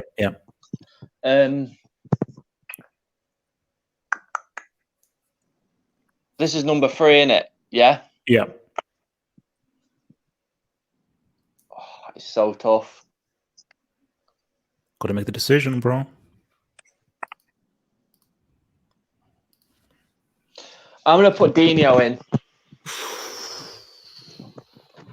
But for me, when I watch football, I watch the player, and it's the one that excites you the most for me, that goes in. Like, obviously, there's players like Cristiano Ronaldo and stuff like that who you could put in for achievements, and he's won so much. 5 Champions Leagues. I don't know how many leagues he's won, but 5 Champions Leagues is amazing. But when I watch Ronaldo play, for me, he's quite boring to watch. Like, I'd rather watch a Hazard or a Neymar or a Messi than a Ronaldo. So that's why he didn't go in. So I'll put Dino in. At number 2, Zidane. Yes. Zidane is amazing. What Zidane does with a ball and he's so tall and big. You don't realize how big Zidane is, what he's doing. His first touch is incredible. Like, just the way he plays the game, it's not even like football. Thank you. He's amazing. What he did to Brazil, I don't know which World Cup this was, but when he's like single-handedly just knocked Brazil out, and he was 06. No. Yeah. Wait, Tommy, please tell these losers, especially Sean, Armchair Critic, and Tara, about what Zidane did in that 06 World Cup. Just remind them about what he did, so these morons can know. Please speak on this. They really just couldn't get near him at all. And these are some of the best players to have played the game, like, and he's just running rings around him. Like, this is Brazil. No, stop. Shush. What, Italy in the final? Yeah. Well, he got sent off, didn't he? He's obviously lost his temper, but to be fair, if he doesn't do that and he wins that World Cup, then he's first. He's first on the list. Thank you. So I don't think that's a good thing to bring up, really. Like, he's lost his head. Clearly has lost his head, but if he doesn't do that, then he is the best. Just Zidane has got so much bottle compared to any other player that I've seen. He don't bottle games. The big games is when he shows up. When it's the hardest opposition, he shows up. Shush, man. Yeah, but before the red card, he showed up, didn't he? He didn't bottle it. Look how long Messi has played. How many minutes he's had in finals, and he just doesn't show up in the big games. When it's the biggest game, you show up the hardest. Yes. You don't show up against rubbish teams and score 4 or 5 goals. What does that mean? Nothing. Red Tommy. Yes. But yeah, moving on. Maradona's first because he's probably the only person that shows up more than Zidane. You brought up the handball. Someone brought up the handball goal. What did he do after the handball goal? Ran from the halfway line and scored the best goal. Yeah, that's what he did after the handball goal. And I'd do the same thing. I'd score a handball to get through. Definitely. Right. Okay, so review your list then. For people. I think it was Messi, R9, Dino, Zidane, Maradona. Okay. And that's for me. That's just based on football ability and clutchness. I think Messi would be first for me, but he's just choked too many finals. And people putting Ronaldo in the top 5 is it's criminal. I don't get it. Mate, you put Ronaldinho in. No, Red Tommy, man, you've come in clutch, man. What do you mean I put Ronaldo? So when you watch Ronaldo, you think Ronaldo is a better player than Dino? Be honest. Who thinks Dino is top 5? I mean, that's the worst list I've heard in my life. No, just answer the question, though. No. Yeah, he's better. He's had a better career. A career. Easy. Tappings, penalties. Guys, easy. Let me just hit the super chat. Cheerleading on side. That's what Ronaldo does. I don't get it. Ooh, okay, chill. Easy. Let me put this. Let me get the super chat. So, guys, so it says Sturge deserves Sunday night drafts. Well, no, after that list, he doesn't. But what I'm going to do is tomorrow I'm going to put a vid, and we will allow the people to decide who gets promoted to the Sunday crew. So the Sunday crew, and whoever gets added to the Sunday crew, we will ask the people who from Saturday deserves to be promoted into the Sunday crew. So the people will decide. Whoever gets most votes gets promoted to the Sunday crew. So Red Devil, man. Red Devil will get that, man. No, I don't think after my list, I actually think my list is probably more shocking than. Nice knowing you, man. You've been promoted. No. Once you hear my list, No. there's at least like 2 people on this list. Everyone's gonna go like, "What the hell is he saying?" But I'll make a disclaimer. Like, no, Cristiano, please. Well, we talked about greatness, right? We did, right? Okay, so just bear in mind one thing of greatness. I'm thinking about the game of football as well. Okay, so just bear that in mind. Like when I say listen, I'll try and give a bit of clarity, but not repeat what a lot of people said because I appreciate that. Like I want to keep this brief and people want to discuss. So basically, fifth on my list is CR7. It is CR7. Is Ronaldo.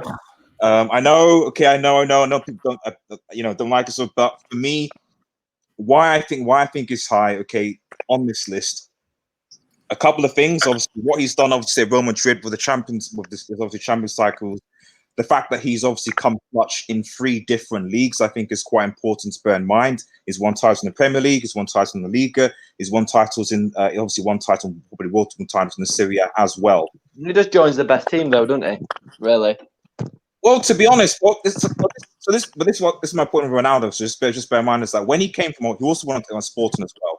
But just bear in mind, like when he came to Manchester United, I've said this many times, United fan, like Sir Alex Ferguson combined with Cristiano Ronaldo's hard work. Ronaldo is not the most talented because I'm not going to defend the fact that there are more talented players than Cristiano Ronaldo out there. I agree with that, but I just admire Cristiano Ronaldo's effort and hard work. You know, so he made himself the player that he is through dedication, through commitment, and just hard work. Messi, for me, is much more talented than Ronaldo, definitely. But Cristiano Ronaldo worked hard over on himself to get where he went to be in 3 different leagues. And the fact that Cristiano Ronaldo in particular turned clutch for his team, he carried his team in so many moments when he needed them, you know, hat-tricks against the Madrid, Champions League finals, etc. As well as the fact, obviously, he delivered with Portugal in a European Championship. For me, is one of the reasons why it's on this list. You know, so I respect the fact that he might not be the most talented football player, but his effort, his determination to improve himself, to make himself where he was. If you look at where he was when he joined Manchester United, everyone thought he was going to be a nobody. Whereas when Messi started, where it was like this guy is talented, this guy's a superstar. So the fact that people are comparing Ronaldo and Messi just shows you how much effort Ronaldo had to get to that level, if that makes any sense. So anyway, that's Cristiano. I don't want to go Okay, ready. Let me just pause you because I've just looked at a few super chats real quick. So from Yancey's side, it says that Zidane said Cristiano is better than him. Irrelevant, means nothing. From Just Beston, Neymar has 16 goals in finals. Please preach Neymar like Zad. Just Beston, no, this Neymar isn't in this list of greatness. Let him bring me a World Cup and then we can talk. Right, I will continue. Can we all agree that Neymar isn't in the top 5 now? Like, we can at least all agree on that. That Neymar, yeah. Top 5 best players, but great? Hell no. Exactly. Yeah, that's the top 10 greats all time. Neymar can't be on this list. I think everyone in the chat should agree with that. You know. So anyway, moving on to number 4. This is probably the first one that I think that's going to shock a lot of people. And my answer is Maldini. I know. But again, what? It's 4th. Yes. Okay. He's a defender. A lot of people put attacking midfielders, attackers, but again, it just goes to what I appreciate. You know, so I thought that what Maldini, again, what I should have mentioned at the start is that I also appreciate consistency and longevity. And the fact that Maldini performed so well, so consistently for AC Milan, obviously the titles, the Champions Leagues, 5, you know, some shows that it's for itself. Yes, he didn't deliver a European success, but for me, like, you know, Maldini is almost the standard to which we define modern defenders. Not every single one, but more defenders, it's like, you know, is he as good as Maldini though? Who's better than Maldini? Like, and I think for me that is, I know that just says something about the player, you know. So again, but the big thing for me for Maldini is just his sheer consistency, his loyalty of AC Milan, and what he achieved at AC Milan and in Europe. I just think that is just something that you can't say about a lot of players. So that's my opinion. I will also obviously say the fact that I haven't watched every single football player, so I appreciate if some of these there are other better defenders in the 1930s or 40s. So I apologize for that. Anyway, 3rd, I think Studs already mentioned this guy. He'll probably be annoyed that he's not high, and it's Pele. For me, Pele is 3rd on my list. So I won't go into it a lot because I think Studge has basically made an amazing argument for Pele that I couldn't even really say really. So, but his World Cup speaks for himself. His technical ability speaks for itself. What he did, obviously, in Brazil speaks for itself in such a competitive Brazilian league. You know, so Pele at the time was known and still is known as the Don, as the king of football. You know, so and yes, he did have other players in the team that helped him, but from pure talent, from pure skill, from what he achieved both domestically in Brazil and what he achieved for both domestically for his club, and what he achieved in Brazil, Pele is definitely there for third, in my opinion. Now, the next two are where it gets interesting because Oh God. because I'm looking again at impact on football. Okay, HH will like the second pick, but it's not for the reason why people said my second pick is Zinedine Zidane. Thank you. Thank you. No, okay, but it's not necessarily for the reasons that most people have said. Obviously, I'm not going to go into his technical ability, his what he achieved for France, the World Cup, Real Madrid, etc. But when I look at the impact on football, I have to take into account his coaching credentials. That's what I have to take into account. So, because with me, greatness encompasses everything. So when I look at Zidane, I don't just look at Zidane as the football player. I also look at Zinedine Zidane as the coach. That's why, for me, he's high on this list because of what he obviously winning back-to-back Champions League with Real Madrid, taking what was a struggling. Well, okay, I know Ancelotti one time, but managing those egos, basically getting rid of the sort of dysfunction that was there and putting Real Madrid back on the map. Obviously, winning the Champions League as a player and then winning 3 Champions Leagues with Madrid as a coach. And we don't know what his coaching career just started. There's a potential that he could even be a French coach as well. I think when you look at Zidane as the whole package, that's why he's, for me, is high up on this list. So, like, in terms of greatness, it's not just the fact that he was a great player, solid player, but also he is one. Well, he's been a great manager as well for Real Madrid. So that's why he's second. Coming up to my first choice. Okay, Red Devil, just. Kind of surprise. Okay, so who is the first? It's Phil Jones. That's my first. Don't you dare. It's Phil Jones. Yeah, man, he's the GOAT. No, it's not Phil Jones. It's not. I would have put Lingard. Messi, Lingard. Yeah, man. I was actually gonna say Marcus Rashford first, but I think easy. Would be the best in. No, it's a player from I have respect for what he did, and I know a lot of people will watch him, but it's actually Johan Cruyff. Oh, okay. You can wait. Okay, again.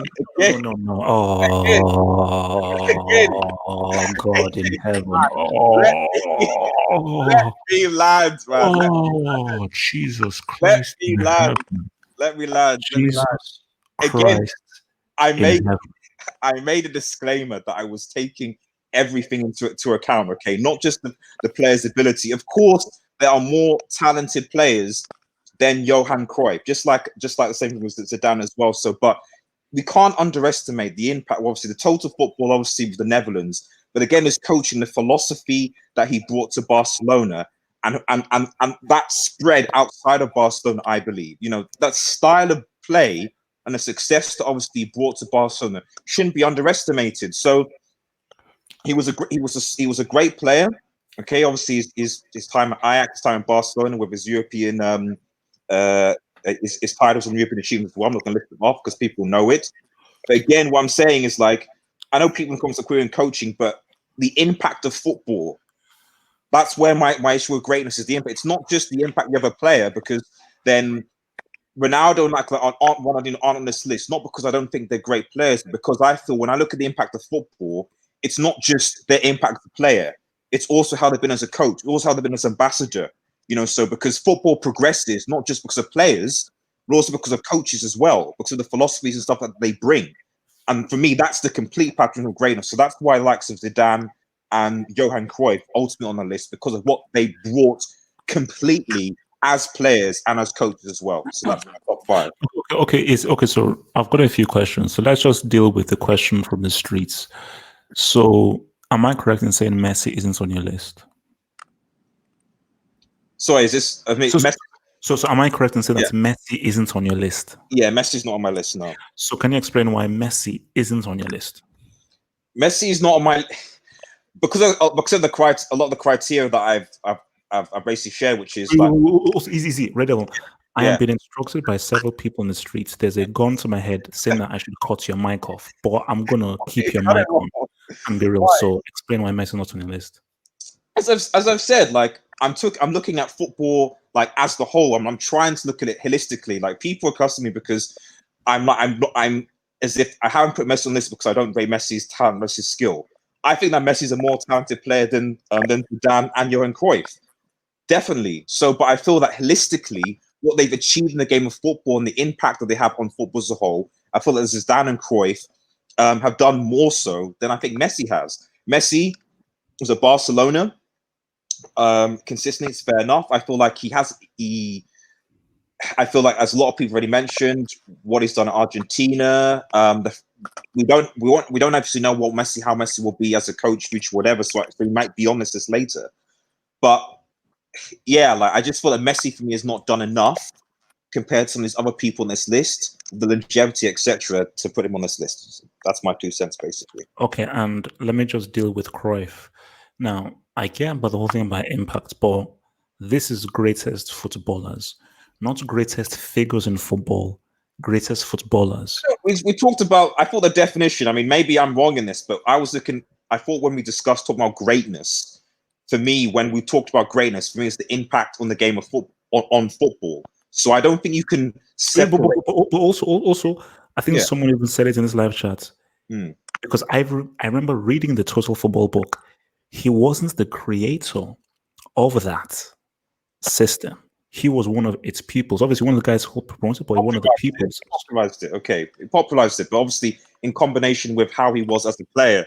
Well, I'm getting a lot of hate. Oh no, Red Devil, you're getting heat. I'm getting a lot of hate. Fair enough. So, but that's how I interpreted the question anyway. If this question was like specifically just strictly players on skill, I would have a different list. So I'll make that clear. But for me, when I was looking at greatness, I was looking at the greatness of the impact on football as a whole. And that's why, for me, it can't separate someone who is also been a great player and a great coach, and then rate someone who has just been a great player. That's just how I see it. I feel if you're a great player and a great coach, you rank higher than someone who's just been a great player. But basically, for guys to see, I take the only issue I take is So say your top 5 again. Can you just go through your top 5 again? So Ronaldo, Maldini, Pele, Zidane, and Cruyff. So there's no R9 there. There's no R9 there, no. Okay, no, but see, the only issue I have with my list is there's a lot of people. This guy doesn't watch. No. Yeah, I'm unhappy with Anna and I'm happy with Cruyff as one. I have no issue with you putting, not putting Messi. So it's a pretty good list apart from Cruyff at 1 and no R9. But with the all R9, I think okay, I can go through with that. Cruyff at 1 is crazy. All you clowns saying no Messi. So what? Give me a World Cup. So yeah, please deal with it. All right. I think our final one here is Hala Madrid. Give us your 5, bro.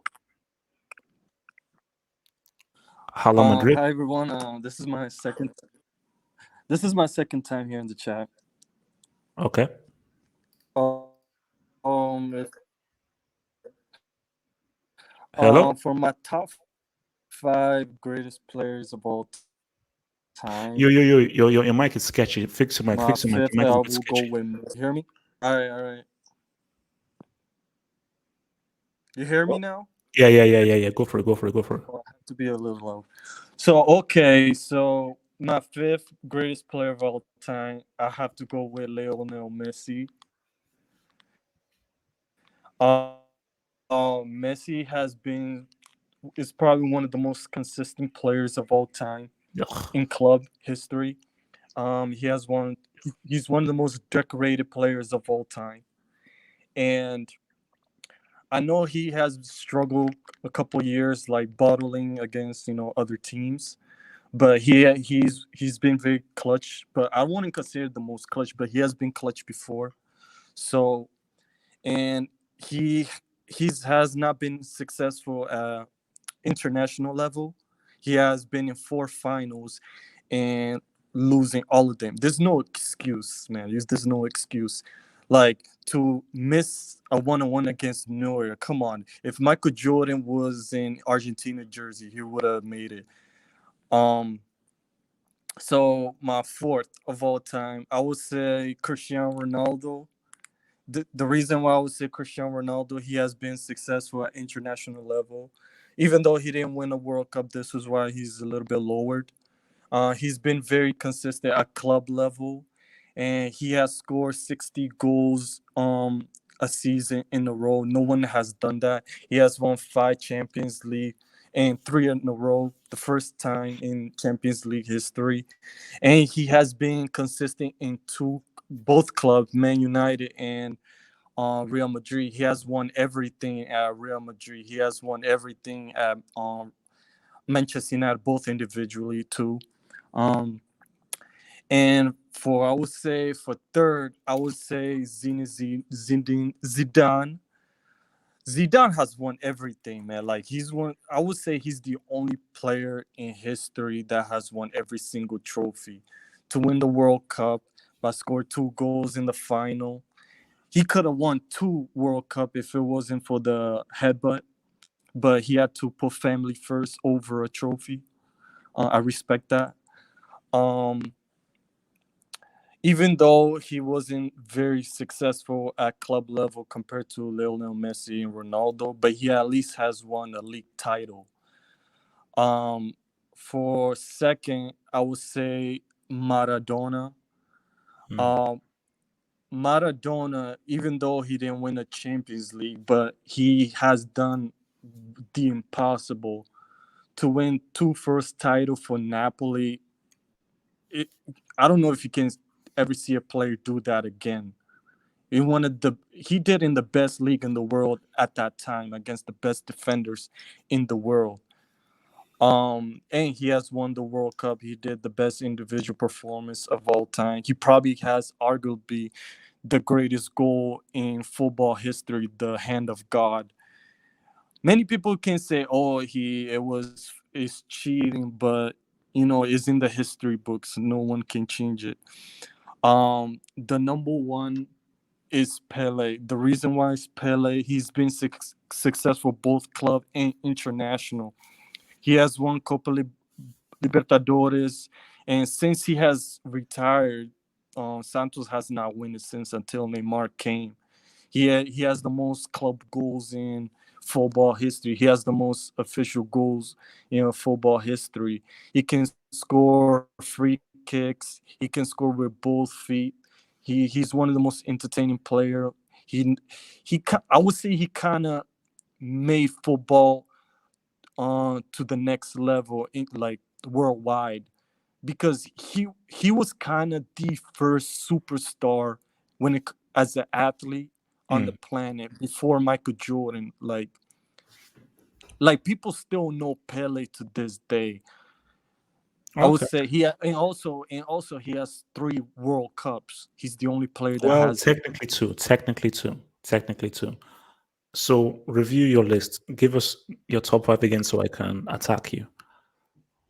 Messi 5, 4th Cristiano Ronaldo, 3 Zinedine Zidane, 2nd Maradona, 1st Pele.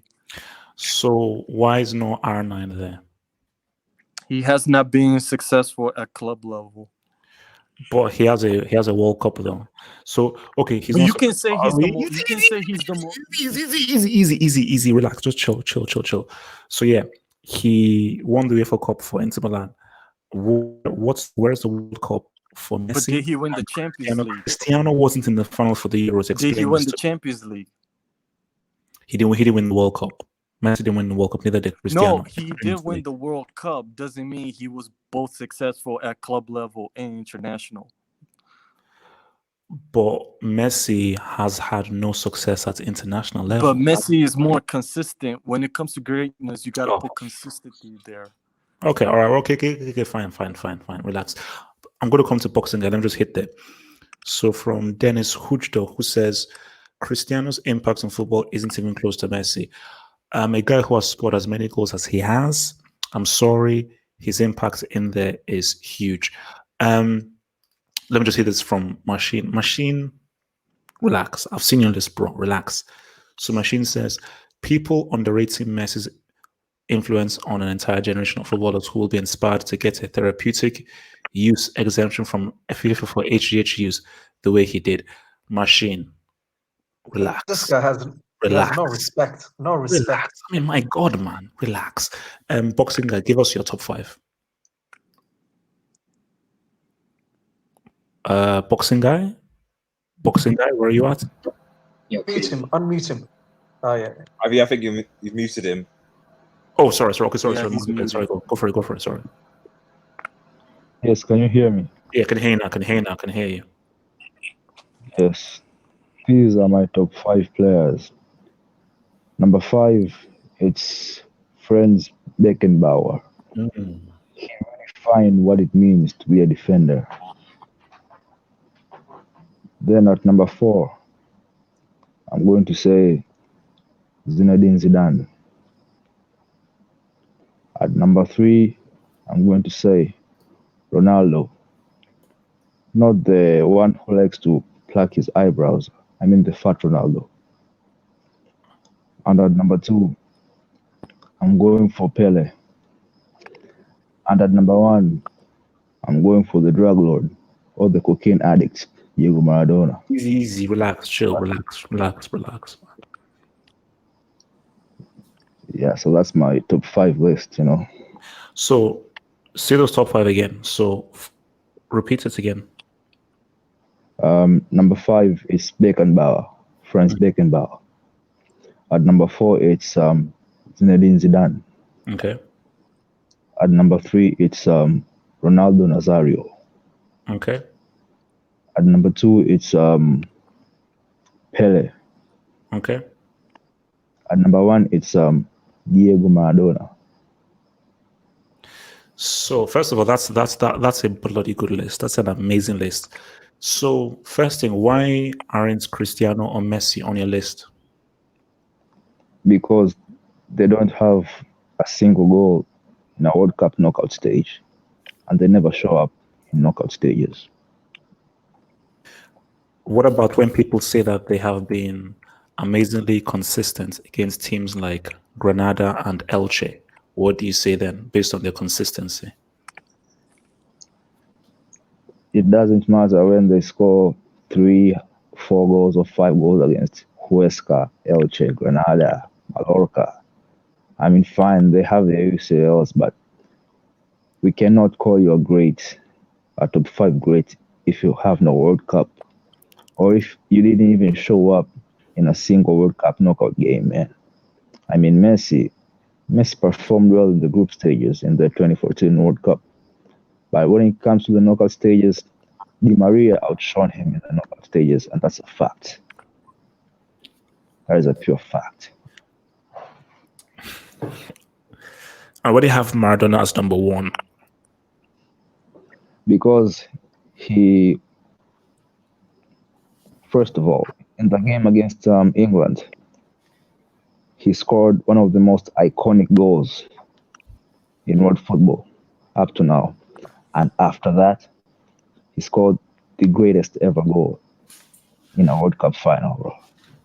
That itself is greatness. Okay, wait, so okay, boxing guy. People say that I apparently paid you, and you're basically saying on my list. So prove to these people this is your specific list, and why you have this list with no Cristiano or Messi. I have this list with no Cristiano or Messi because, like, I cannot put them in the top 5 if they play like shit in the World Cup knockout games, man. I'm sorry, I can't, man. I can't. That's just a fact, you know. And all the people that I've mentioned in my list, they all have World Cups. They're consistent. And they have the Champions League, and that's a fact. Okay, no, except for Ronaldo. Ronaldo has no Champions League, bro. But still, bro, he has a Copa America. He has a World Cup. He won the UEFA Cup with Inter Milan. And, you know, you couldn't really blame him because when he came to Real Madrid, and that was after his serious knee injury, bro. So, like, I assure you, if the real Ronaldo went into the Real Madrid side, they win a treble easily. They win a treble easily. But hey, man, it is what it is. So yeah, that's why this is my list. You know, this is the list that beats any list. I assure you that. Okay. Fair enough, bro. All right. So wait. I'm coming. Let me just let me just get this thing. So from Dennis, who just says Maradona was amazing in the Champions League. Was he? Was he? No. But for me, I think he was a Europa League player. All that matters is the World Cup. Easy. Okay, let's just do a switcheroonie in here. Let's do a little switcheroonie. Yo, HH, can I speak something? HH, can I speak something? Yeah, go for it. Talk. Yes. Okay, fun fact. Okay, fine. Maradona has no UCL or the European Cup, but he won the Serie A while being on coke. I'm done. Wait. Did that gave him an advantage? That's a PED. People have looked at that. Do you know what it means to win a league title while high on coke? That's that in itself is greatness. Oh, HH, it's called cheating. It's called cheating. Cheating. No, it's called greatness. It's called this guy was under due pressure and still said, "What's up?" He got banned for a reason. Okay, so wait, Sean. So Sean, I am giving you one last opportunity and one last chance.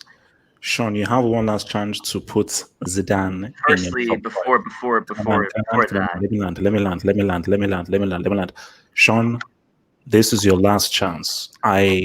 Maybe you forgot, maybe you were too hyped up on everything. So Sean, I'm giving you one last chance to put Zinedine Olusegun Zidane Esquire in your top 10, in your top 5 list. Please do it. The choice is yours. Okay, so before I get to that, I would like to know where this arrogance idea comes from. I just I don't know. I don't feel like I act arrogant. I just say my perception on things, and I guess you take it that way. But I guess in terms of when I was evaluating my top 5 earlier on, it was a toss-up between R9 and Zidane. And I told you my parameters for greatness is consistency, longevity, your talent culminated with big games, and all of it wrapped up together. I don't put specific weight on one of those criterions, right? It's just they're all balanced out equally for me. That's how I like to do it. I like to have things kind of equal in that way. But that's how you define greatness, right? So when you talk about the consistency associated with these players, Zidane wasn't as consistent as a lot of them, but it is your channel. You do love Zidane, and it's clear. Oh, no. Wait. Easy. Don't let me stop you there. I crack jokes. I love cracking jokes. So this whole thing of like, oh man, this is my channel, you won't be allowed. I'm doing that for laughs and jokes. This is a place for you guys to have a discourse. So when I say that this is my channel, these are my rules, I do that for a joke. Okay, it's for a laugh. I'm only banning people if they are racist or they are rude. I will never ban anybody for having a point of view. That's never happening. Oh yeah, so my point of view is always going to stand in terms of how I rate my top 5. Now, if you want to talk, I mean that's just my top 5 greatest players, and there's no slight on Zidane. He's one of the best players of all time. No, I would say my thing though is that I just feel that you have to weigh, because anytime a footballer comes through, there are 2 kinds of pillars: the club pillar and the international pillar, because these are 2 different fulcrums of football. And when I'm making this list is, what did you do in the international game? What did you do in the club game? Because me and you have had this discussion on various platforms a lot, and my point has always stood the same in terms of that. And I mean, it's hard to agree on something when you define greatness so differently. I think all of us, if you look at Red Devil's list, I would say 98% of the chat were just laughing, but to him, that's his list.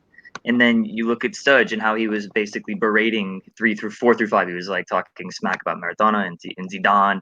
And then you look at Machine, how he belittles Messi based on HGH. So everybody has like their own preferences and how you define greatness and what belittles different players. But Yeah, I mean I can't change my opinion on that. I'm not gonna have Zidane in my top 5 to adhere to an audience that believes he is based off of moment, and that's not how I judge. So that's how I'm gonna continuously judge players. And people can dislike it all they want. They can have a discussion with me if they want, but they better bring some valid points to it just by stating certain moments, because there's too much evidence on the contrary to suggest that moments compensate for the entirety of somebody's career. And that's what a lot of people judge greatness on. I just do it a little differently, and you don't have to agree with it. That's fine, but that's my point on it. So yeah. Okay. I thought I judged greatness differently as well for the 98% of people that hated my entire list. So, but as I said, no. Look, I think, I think, as I said again, the only issue I have with your two things with your list, because I'm also want to come to Peter who hasn't yet given my 2 issues is Cruyff was one. I still don't think that's right. I still don't think that's right, because we're talking about what you've done on the pitch, mainly what you've done on the pitch.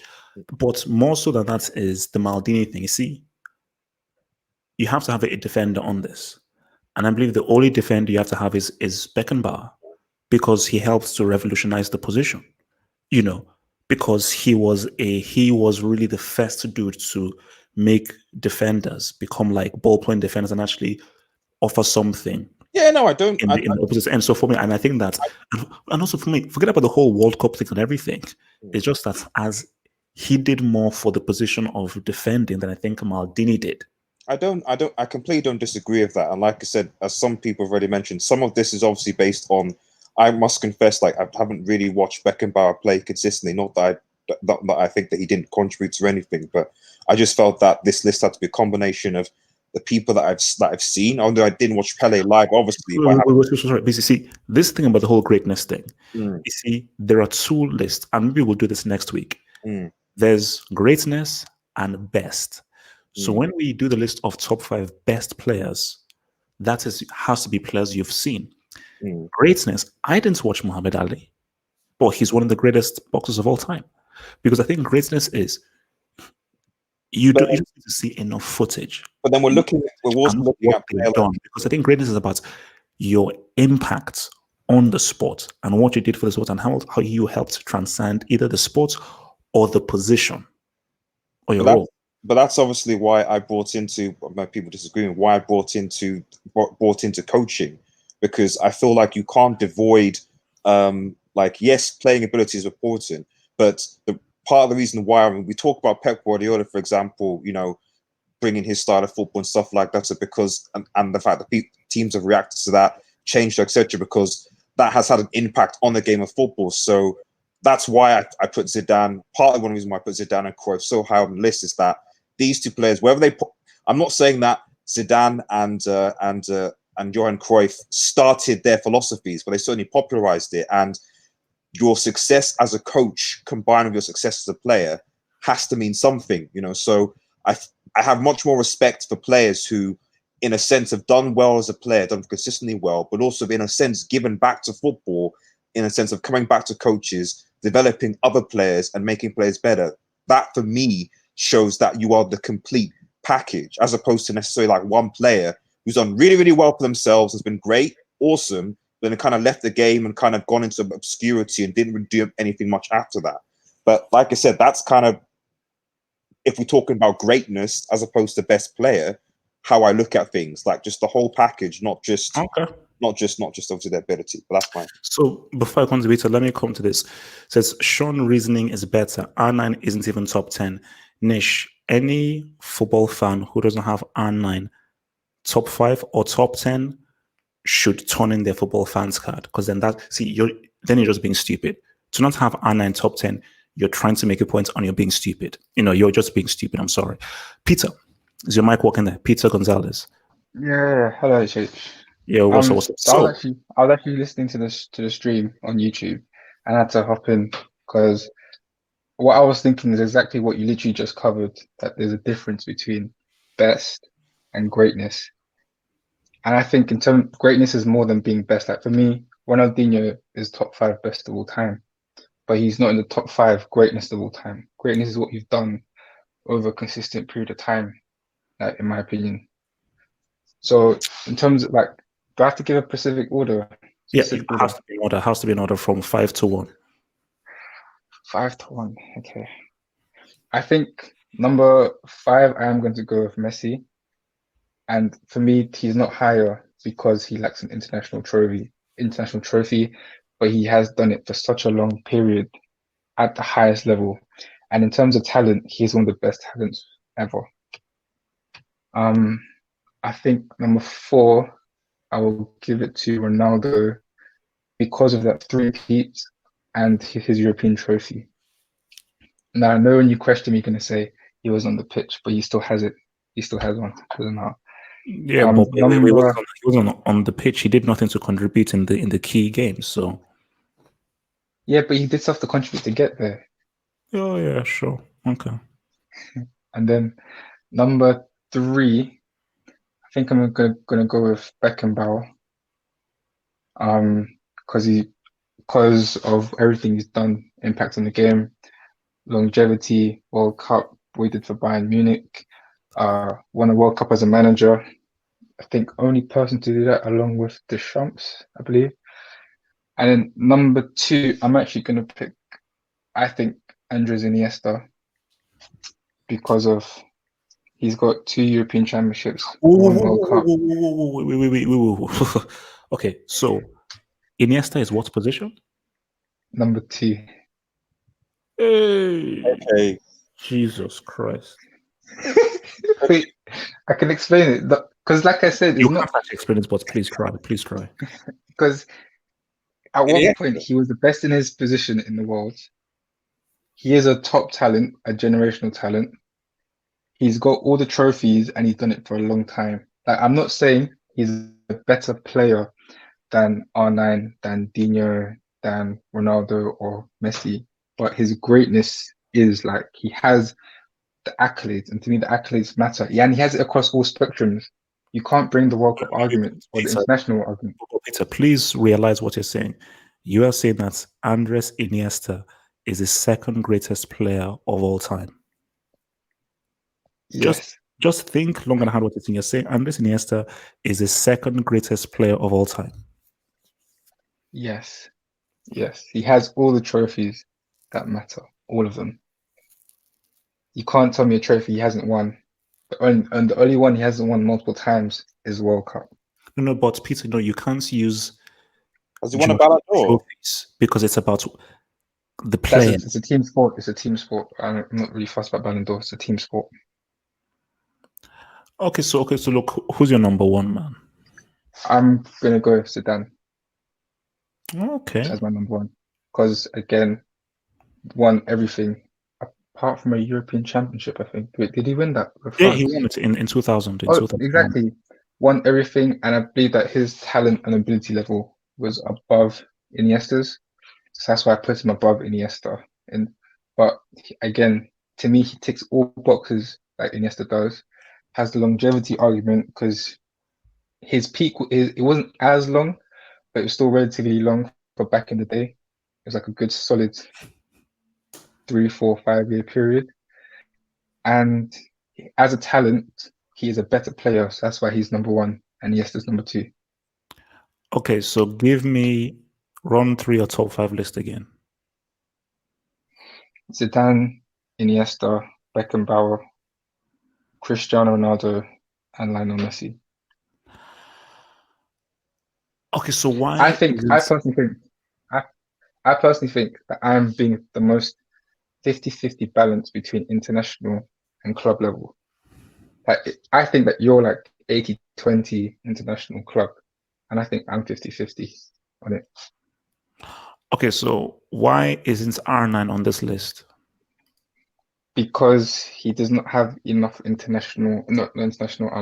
club impact at the club level to warrant being in it. That he's in the top 10 with everything he's done altogether, but not enough to be in the top 5 altogether. Okay, let me just get this super chat in here. Kids don't do drugs. This Hangout is live proof.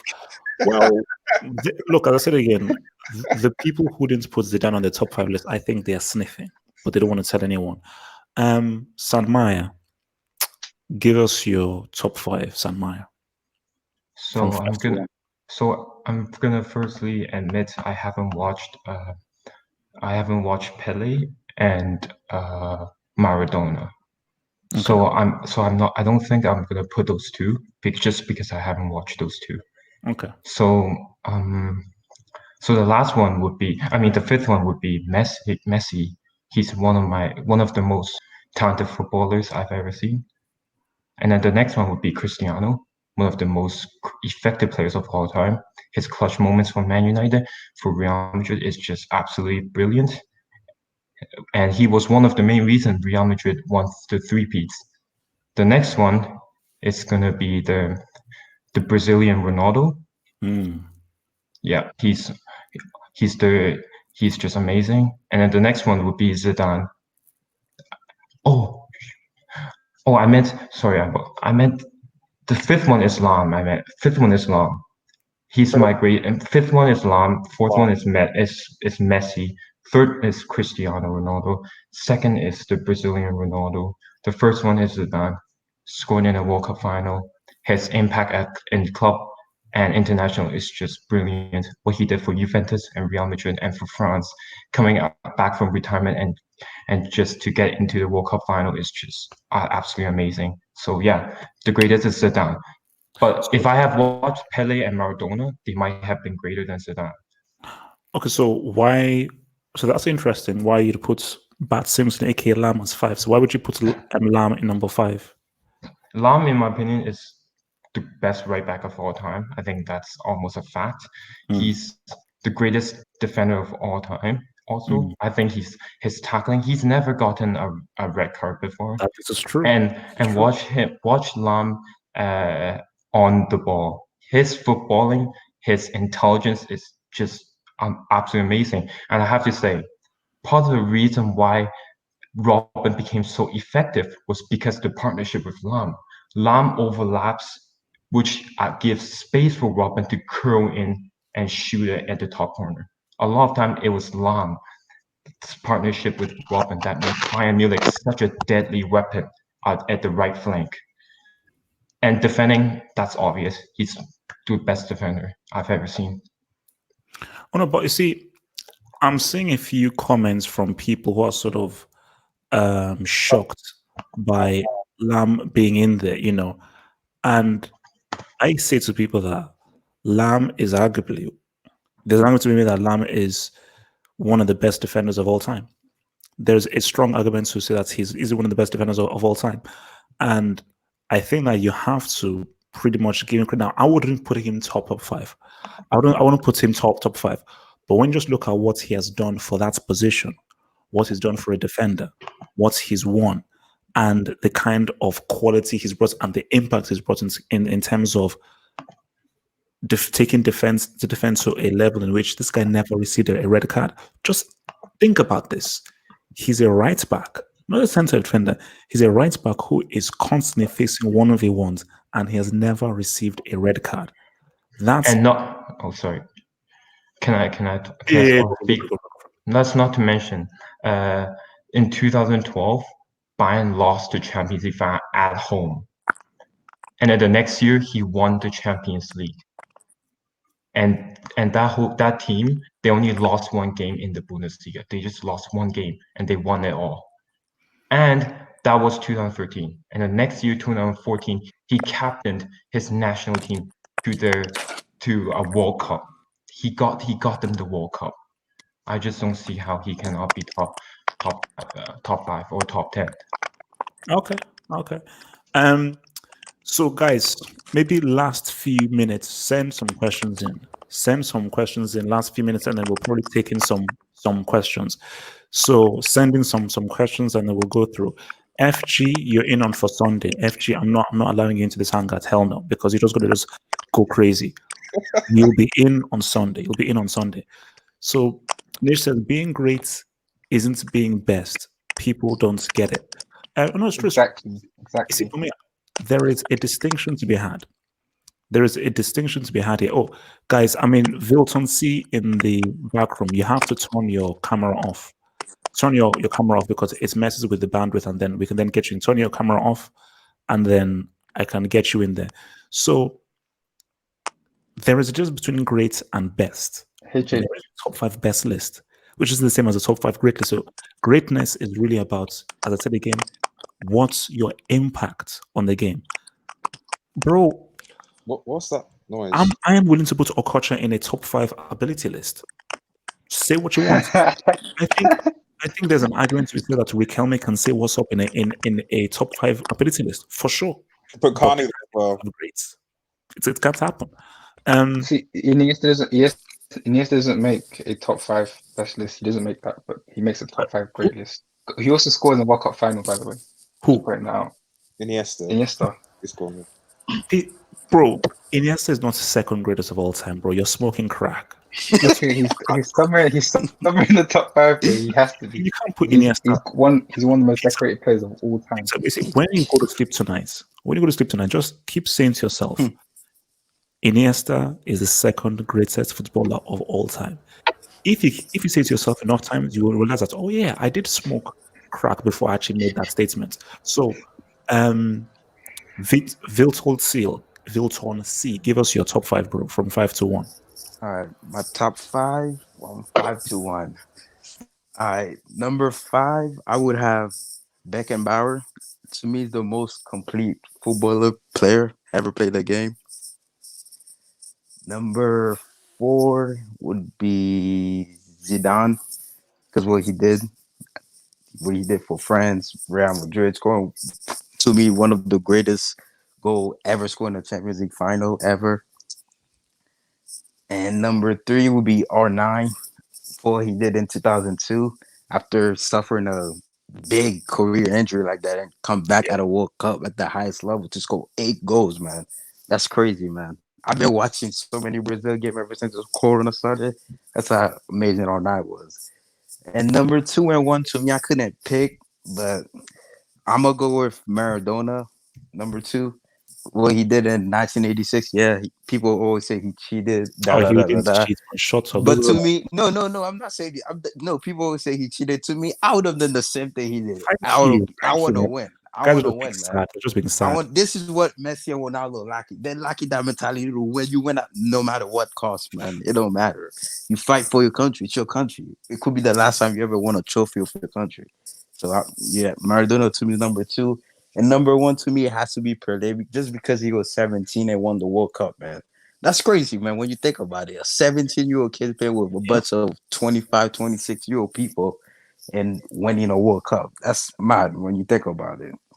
That's my list, in my personal opinion. Okay, so go through your top 5 list again. Number 5, Beckenbauer. Number 4, Zidane. Number 3, R9. Number 2, Maradona. Number 1, Pele. So why isn't Cristiano or Messi on your list? See, those 2 players, they're great. Don't get me wrong. But what have they done at the international level? Yeah, y'all could say Ronaldo won a Euro, but was he there in the final? I don't remember seeing him in the final besides acting like a coach. Portugal already had a coach. Then they need another second coach. They already had a coach on the sideline. Yeah, he was doing all that, being a coach and everything, but they already had a coach. Yeah, he still won the Euro. Yeah, you could give him that, but man, you have never scored goal in a World Cup. They have never scored any goal in the World Cup stage, like in the knockout stage. That's crazy when you think about it. And these guys are like score 50, 60 goals a season, but when it comes to the World Cup, they can't even score 2 goals in the knockout stage in the World Cup. That's crazy, man. Yeah, no, look, as I said again, those guys are flops. People don't want to admit it. So from Bob Saf, who says, Stodge, bring your United jersey next Hangout. Stodge, do you know what they're referring to? I have no idea. I don't know who this guy Bob is. You know. Yeah, I think he's no idea lost. what they were referring to. So for the people in here, is it fair to say that there is a difference between greatness and best? Are those two lists different, or are those two lists the same? I think they coalesce. I think ultimately they end up being the same, because best is very subjective. It's your personal opinion on a player, and then ultimately greatness is what proves whether or not you're wrong, you're right or wrong about that player. Yeah, so they're different. No, they're not different. I mean, everybody was like looking at Ronaldinho thinking, oh, he's going to be the greatest player of all time. some of us were looking at him and thinking he was more of a flash in the pan sort of deal, and were proved right. That was, my case. I always thought that Zidane was way better of a player than he was, and history proved me right.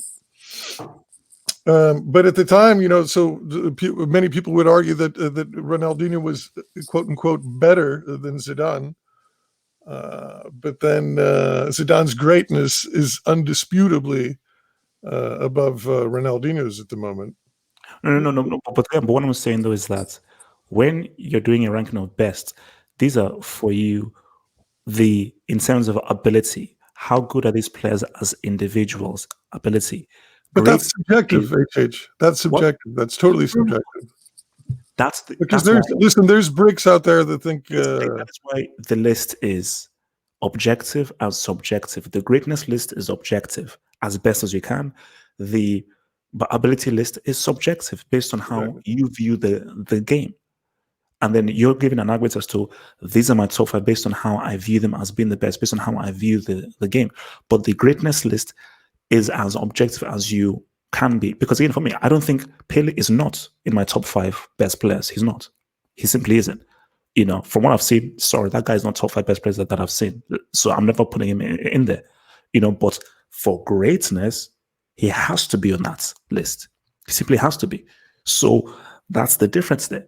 So even if you view a player may not be that good technically based on what you see, you can't deny what.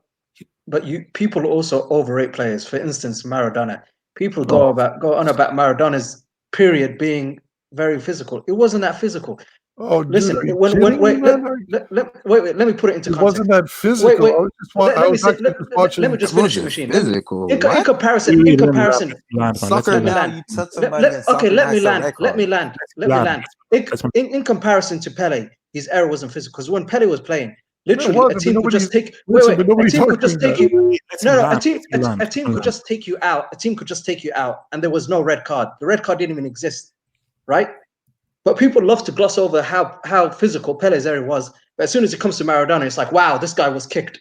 I mean, it's nothing new. Many players went through it. Listen, that's what I mean. They overrate one player just because they like him. That's cool, man. Can you tell me? Remind me of your name again. Studge. All right. Nobody's arguing that Pele played in a less physical era than Maradona. No.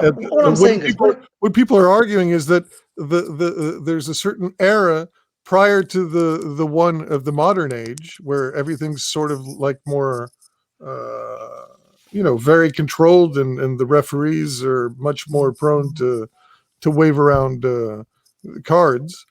What they're arguing is that there's a certain era probably like prior to the 90s that was a lot more physical, and people could get away with murder, and you can't argue against that, man. You just watch the World Cup of '86, and I was just actually rewatching the Argentina England game, and there's at least like 6 fouls that would have been a straight red in any circumstance, in the modern age. You know what I mean?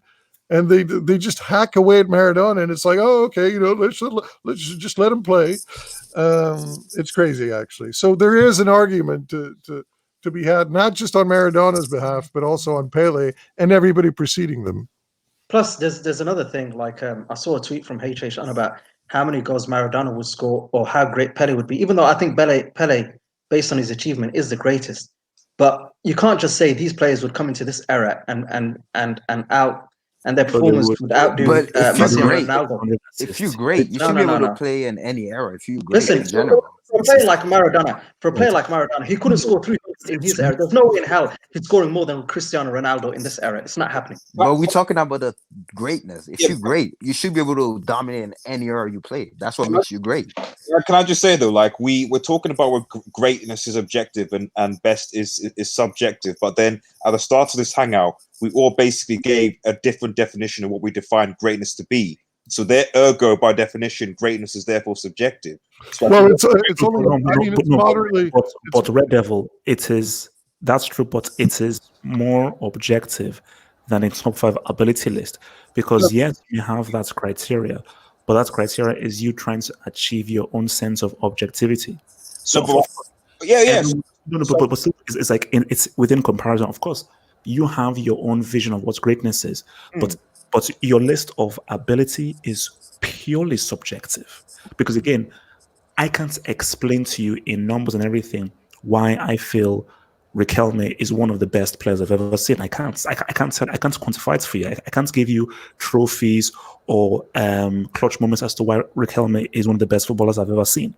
But with a Pele or a thing, I can give you quantities and hard evidence as to why R9 Zidane people have to be in the greatest, because impact and everything, you can show achievements.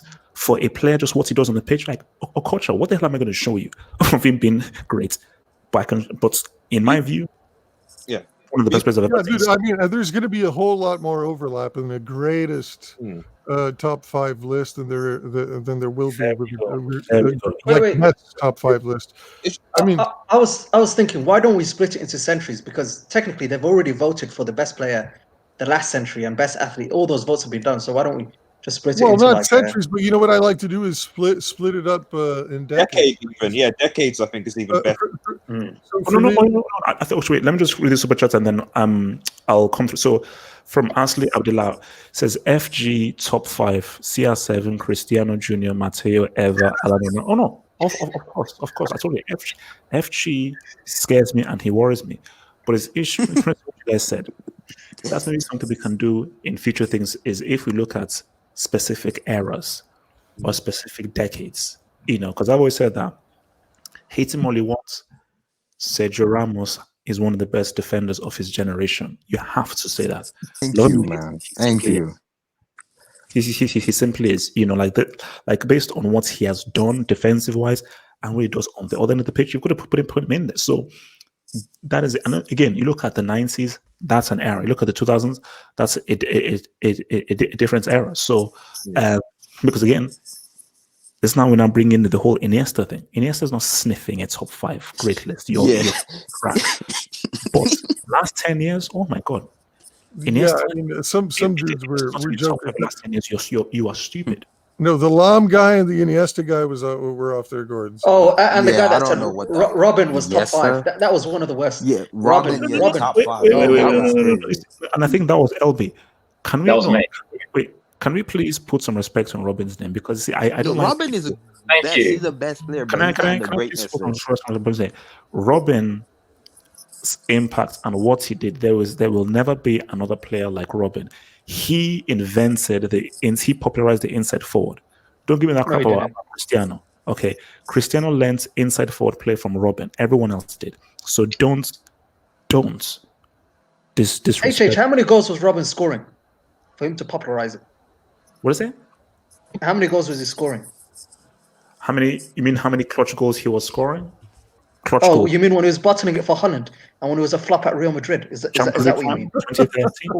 Meanwhile, Ronaldo was winning Ballon d'Ors. And he kicked him out. Robin did the treble. Still final 2013. Treble? Wait, Robin did the treble Bayern. Ronaldo did the treble earlier, so he did can United. we move on from second-rate players? Cristiano never won the treble.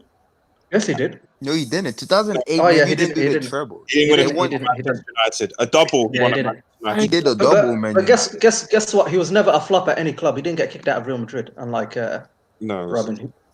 It's good Robin left. He made an even bigger name at Bayern Munich.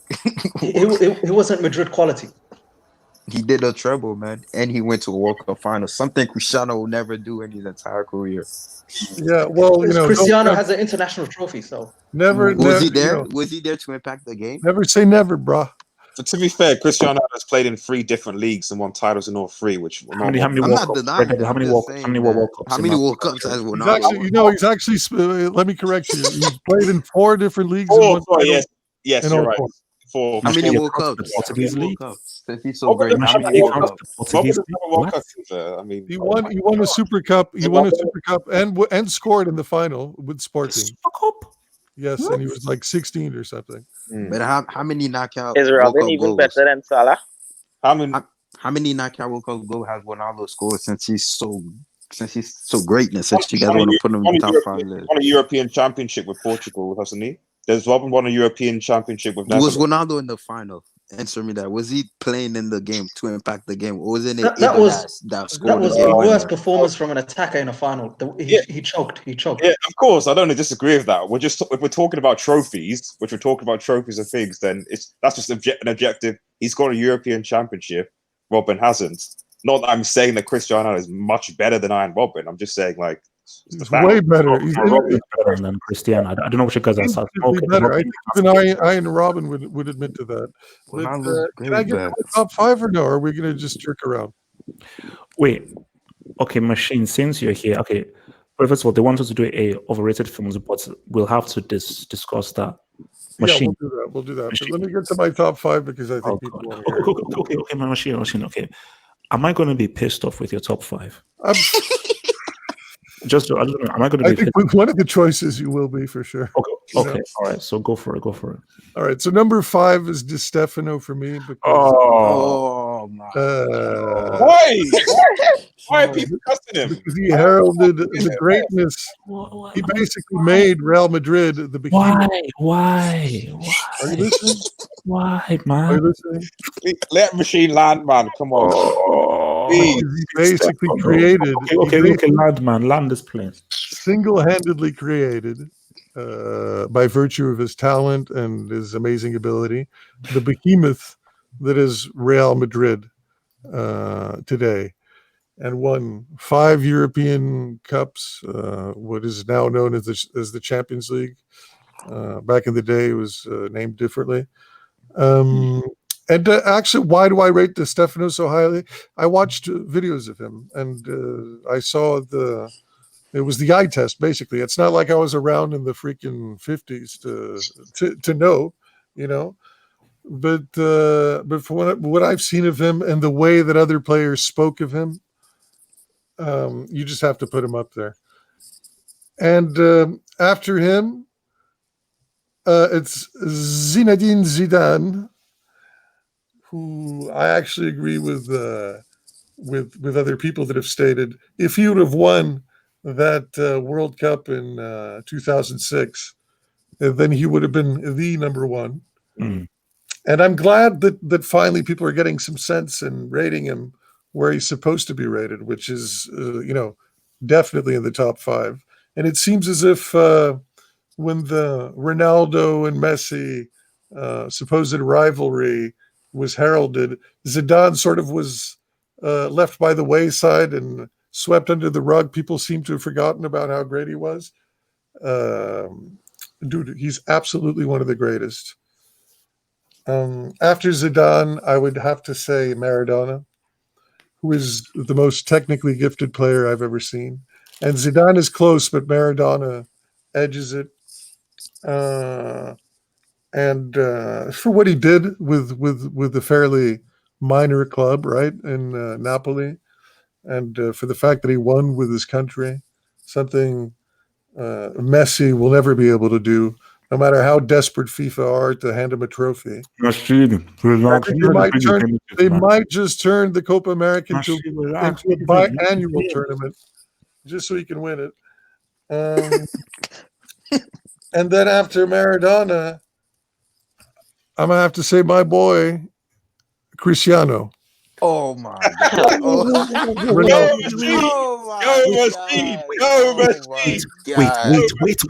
Wait.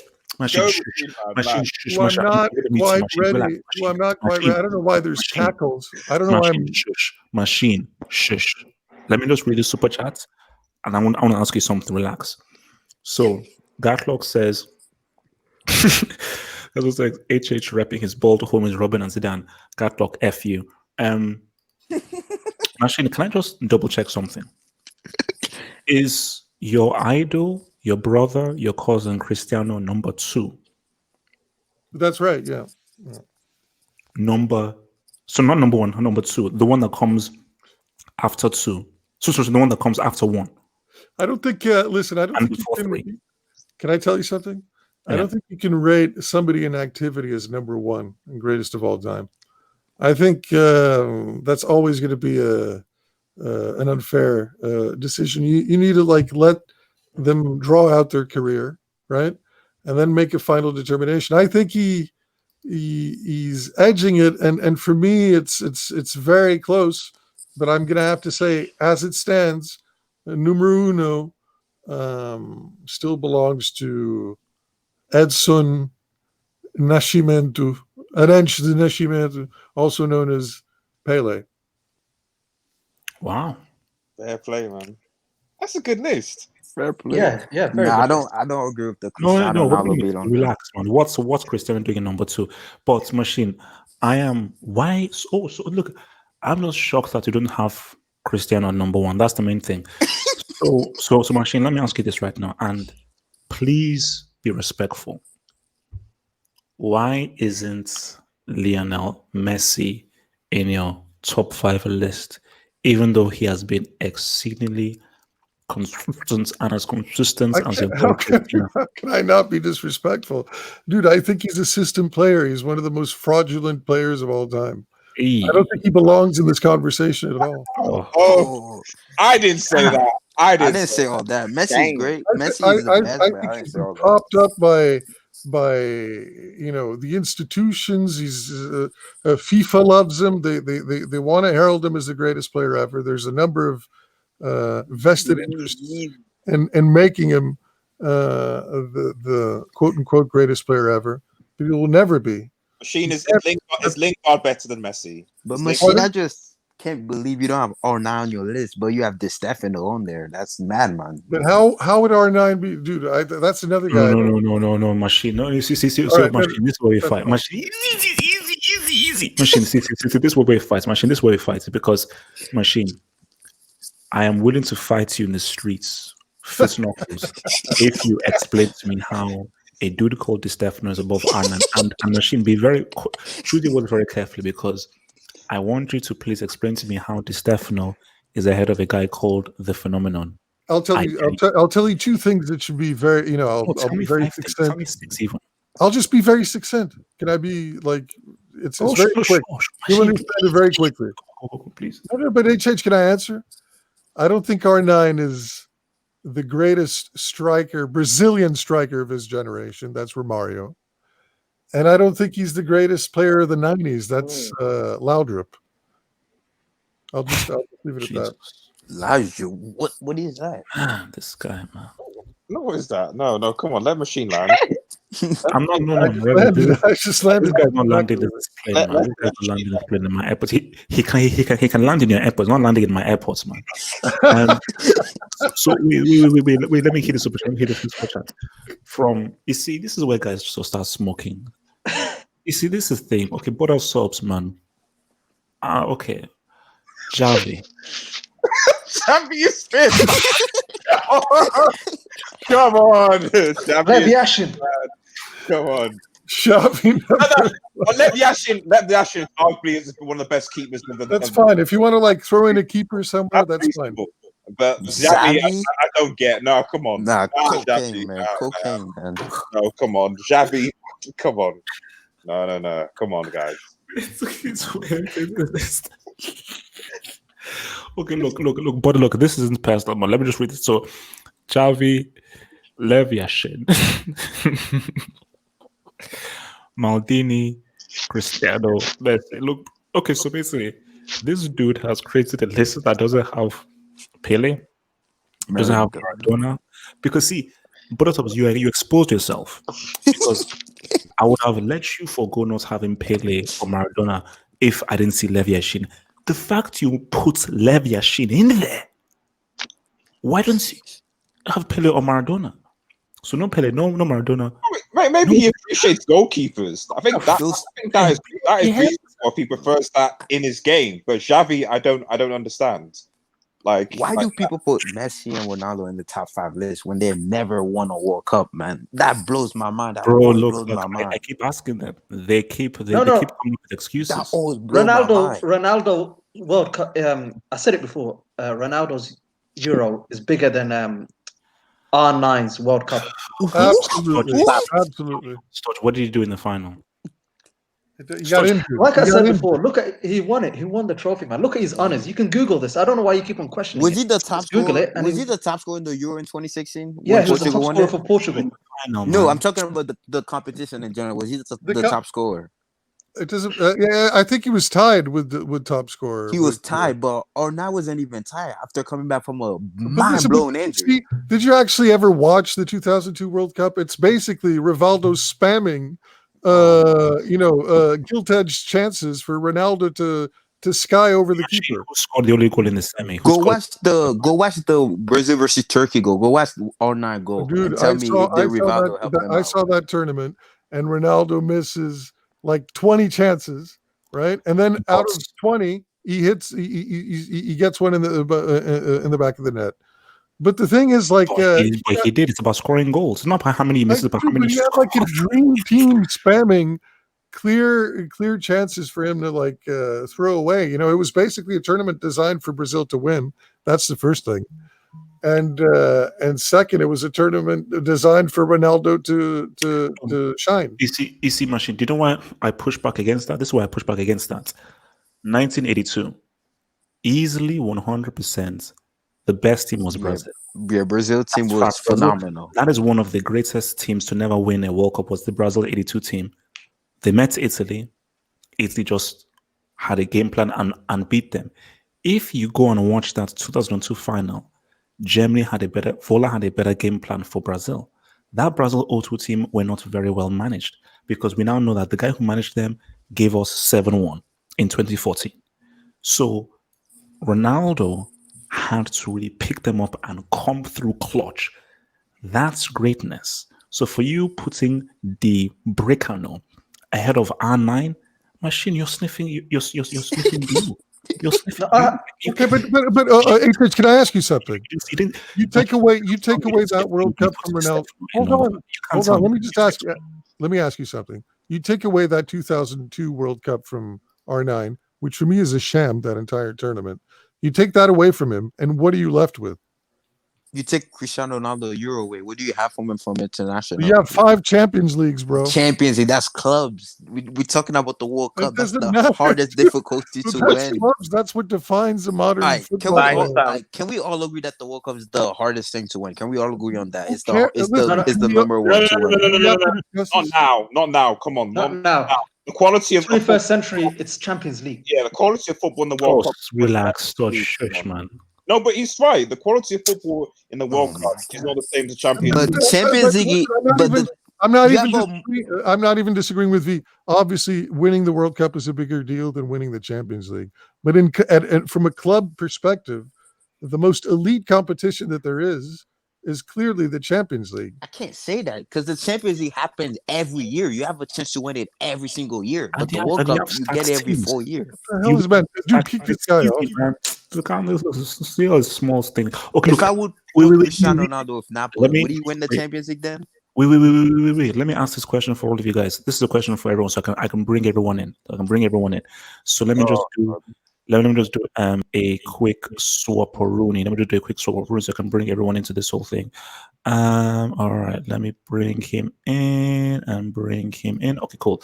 So, who's greater between Messi and Cristiano? Who's greater? Okay, let me start with this man. This is going to be tricky. Greater.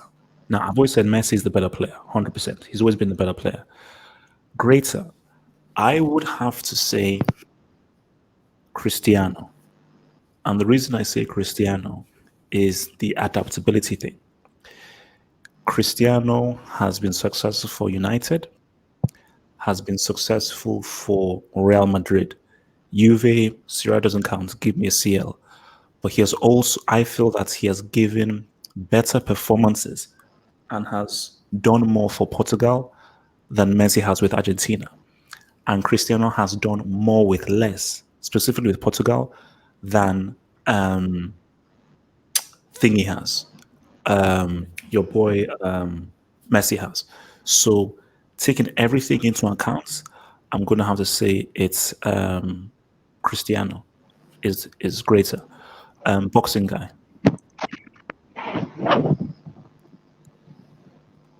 Boxing guy? Yes. Can you hear me? Yeah, can hear. So again, question: who's greater, Messi or Ronaldo? in terms of achievement. Yeah, just okay. Right, these guys out. Jamal, who's greater, Messi Yeah, or Cristiano? yeah, Messi is greater because I don't know, man. I just go back to the moments will catch me, and the moments will catch me is that goal when Messi scored against Real Madrid in the semi-final when he just dribbled through the whole team. Plus what he did to Boateng, man. I mean, Ronaldo is doing that. So I will put Messi greater than Ronaldo. Plus, I think two of them have 5 CLs. So yeah, I'll say Messi. Okay, okay. LB. Wait, before I go, Salah will be greater than Robin when he No. retires. Shut up, shut up. Okay. Get out, get out. Hashtag. What our trash is that, man? LB, please bring some sanity to this thing, man. I'll try. Look, then there'd be no point in me saying that I think that Ronaldo is better or greater than Messi because I had Messi in my top 5 list, and I stand firmly on that. I think he Ronaldo's more sort of I'd say Messi, sorry, is more sort of natural creativity, passing ability. He's obviously someone who is also a very good sort of team player, being very sort of unselfish, which is very important in a team sport, in my opinion. And even though he's only achieved all these sort of success, or the majority of his success at Barcelona, I still think that he has one more opportunity at a World Cup in 2022. So if he doesn't, get a World Cup there, or even at least score a goal in the group stage, I could say that one could argue that Ronaldo has performed at an international level, but I'd still say that Messi is greater. So, because you're going with Messi being greater. Okay. San Maya. Yeah, I have to say Ronaldo. He was the one that led Real Madrid to three-peats, Man United back-to-back Champions League finals. He also contributed more internationally, for example, Portugal Euro 2016, and more importantly, Cristiano Ronaldo never had the luxury of Messi with players like Xavi, Iniesta, Neymar, Busquets. Those players were all top 5 in their positions. Ronaldo didn't have that luxury. And let's not forget the moments when Ronaldo scored against Bayern Munich in the quarterfinal, against Juventus, the overhead kick, Atletico, when you're down 2-0, he came back with 3 goals, a hat-trick. Chelsea in Messi, where was he against Roma when they won 3-0? Where was he against Liverpool when Liverpool won 4-0? Messi doesn't have the moments like Ronaldo, which is why I put Ronaldo as greater than Messi. All right. Let's head over to Wilson C. All right. Since we're going to talk about who's greater, to me, Messi's a better footballer than Cristiano Ronaldo. But overall, greater, I'm gonna say Cristiano Ronaldo for what he did with Portugal. He has done more for his country than Messi has done for Argentina. Because when you put Messi with Argentina, you like, man, am I mad, man? What's the Messi that I see in La Liga and the Champions League that always scores for Barca? Why doesn't he do the same for Argentina? To me, I think Cristiano Ronaldo is greater because he can adapt more. Like I'm not saying he won a World Cup or anything. I'm just saying like he can adapt more. If you put him in a situation, he's gonna be like, okay, this guy didn't want to perform for me. I'll carry the team and trying to score goals and involve my team and do something to win the game. But Messi in Argentina is like, man, how many chances do you need to win trophy, man? Like you lost in 2007 in the Copa America against a really bad Brazil side. Brazil had no business to win that final. They had a game plan, but they won it. 2010, you didn't do anything in the World Cup. You didn't even score 1 goal. 2014, you had your chance to win the World Cup. You didn't win it. 2015, you had your chance to win the Copa America. You lost. 2016, you missed the penalty in the penalty shootout. Preach. But to me, I think Cristiano Ronaldo is better. I'm not saying he's a better footballer than Messi, but he's greater. Like has more greatness to it because of what he did for Portugal compared to Messi, in my personal opinion. Okay. Madrid, go for it. Madrid. Oh yeah, I'm here. I'm here. Who's greater? I will go with Cristiano Ronaldo, and the reason why is that like this guy is a winner. Like he has won everything except for World Cup, but I think he could win it if he does the right things with his team. He still got a chance to do it. Um, to me, like I have a feeling that Ronaldo could win the World Cup. Here's why. You have you guys seen a Naruto and Sasuke? Like Sasuke is more talented, and Naruto has to work so hard to be, the Wait, best. easy, Madrid. I I am have a still feeling reading the that manga. I'm still reading no, the manga. I don't want any spoilers. I'm still reading the manga. Please, no bro. Naruto spoilers. I'm reading the manga. Relax, man. The heck, man. Look, just You talk know the football, man. story, Please, man. Don't HH. spoil it. The ones that work the hardest gets the title. And Ronaldo has like he's one of the clutchest players of all time. He's has like come back from a 2-0 lead against Atletico. Atletico is such a hard defensive team. And he has won with two clubs, both individually and collectively. He has won the Ballon d'Or. He has won the Golden Boot. He has won the Super Cup. He has won every European trophy. And Messi has won things, but sometimes Messi struggles at the biggest moments. Ronaldo, when the big moment comes, he gives you that moment. Mm. Okay. That's my take. All right. Red Devil.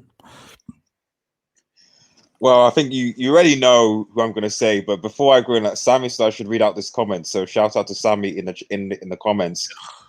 Sammy says, "This is Sammy saying, Oh, it better not be a brick comments, man. So what she's saying is basically like if you put Messi and CR7 in that golden generation of Brazilian players, they win more World Cups. That's what she's saying. Excuse me, so what? If you put Messi and CR7, a golden generation, Brazil win more World Cups. So that's No. just it. No, That's just they saying. don't. Just for that there. That's what she said. So I said I would say right out. Anyway, Cristiano Ronaldo or Messi. Has anyone actually said Messi yet? Did anyone say I think Messi? one dude said One. yes. So that in itself should tell you like the impact that Cristiano Ronaldo has had. I don't think that everyone here is an anti, Messi fanboy. Though I'm sure that people in the comments might disagree. But for me, it just comes to like what Cristiano Ronaldo, as I said when I put him in my list, I have no doubt that technically and ability-wise, that Messi, in terms of his ability, is a better player in that sense, in terms of ability, than Cristiano Ronaldo. Like he is more gifted, he is more talented. But Cristiano Ronaldo, where he was to where he is now, is literally pure graft. It's he himself giving himself that determination, that will to make himself better as a player, and that mentality is what he's brought to the clubs that he's been at, and also to teams. You can't discount the fact that he's won, as I think Machine already mentioned, he's won 4 titles, won Sporting, won at Manchester United, won Juventus, won at obviously won at Real Madrid as well. He's won his share of Champions League. He has won international trophy for Portugal. And to be honest, if you look at where the Portugal team is now, there's a very good chance they could win another title in the future. When you look at the players that they have, like Bruno Fernandes and so on. So Cristiano Ronaldo, despite not necessarily having the most talent compared to Messi, has been able to compensate for that through his sheer will and determination. And like his stats, he's produced. He's one of the best goal scorers of all time. He's got the trophies. Like, what more do you want for the guy? Because essentially, what we're saying is why Ronaldo is bad is because he hasn't won a World Cup. That's basically our sort of, we don't disrespect his contribution to the Portuguese team. It's just that he hasn't won a World Cup, and that's why he's not a great player. I just think that's unfair. So yeah, that's my 2 cents. All right, Stodge, are you going to help Messi out here with this? No. I have my own opinions on Messi, but last time it went wrong. I don't want to say anything controversial like last time, but I've always felt that Messi. Wait, Stodge, you've already crossed the line already. People already know who you are, so nothing you can say can be less controversial. You've already made your bed. All right. I'm just going to say this one sentence. This is something I believe. I believe that Messi is somewhat a plant. But anyway, beyond that, Ronaldo. No. Stodge, you can't say that and then just sort of cross over. No. They're going to lose their minds again, man. I just want to leave it at that. Okay. Anyway, when it comes to it's really, there's no contest. Cristiano's legacy is much greater. He's got more Champions Leagues. He's done it in more leagues. He's won Ballon d'Ors, which were less controversial, and is just so much greater. His impact, how famous he is, his popularity, his personality. He actually has the personality. He doesn't get dissed by Portuguese legends. I mean, Maradona came out and said, "This guy is mentally weak," and we saw that. I mean, for me, actually, this is one of the reasons why I feel bad for actually putting Messi top 5. Now that I think about it, it's because easy Stodge, come on. No. It's because I think about it now. He lost in the Copa America to Chile, not once, twice. Yeah. Alexis Sanchez, my goodness, Alexis Sanchez made this guy quit international football. Not only do you lose, you're also a quitter, mentally weak. I've seen him get shut down by Iceland. I mean, this is what I mean. People what is it, Pele for playing against gardeners and stuff. But that Iceland team in the World Cup are not much better. Like I was hearing one of the guys is a bricklayer, the other one was a dentist, and they completely shut him out. I mean, no. Seriously, HH, he's meant to be the greatest. Easy. So look, I don't want to be. Look, I love Messi. I'm just saying that a part-time filmmaker saved his penalty. That's what I'm saying.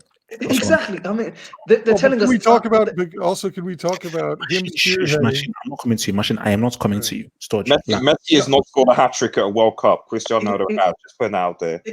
Exactly, man. I mean, all he does at the World Cup, I believe, is like score against Nigeria. Outside of that, and Iran. Outside of that. Okay, you have to go there. No. HH, that is true, though. That is true. I don't know why he picks on Nigeria, but that's all he does. Stodge, you were going fine. You didn't have to go.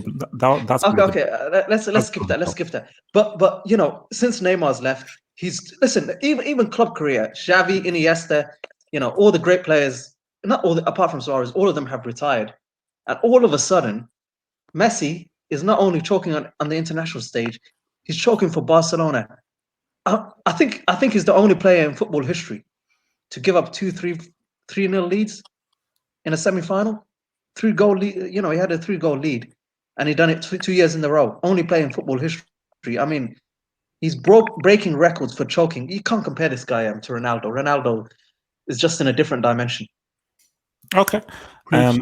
Ali Osman, who's greater, Messi or Cristiano? For me, ever since this Cristiano Ronaldo and Messi debate came out, I've never understood it. For me, it's clearly Messi.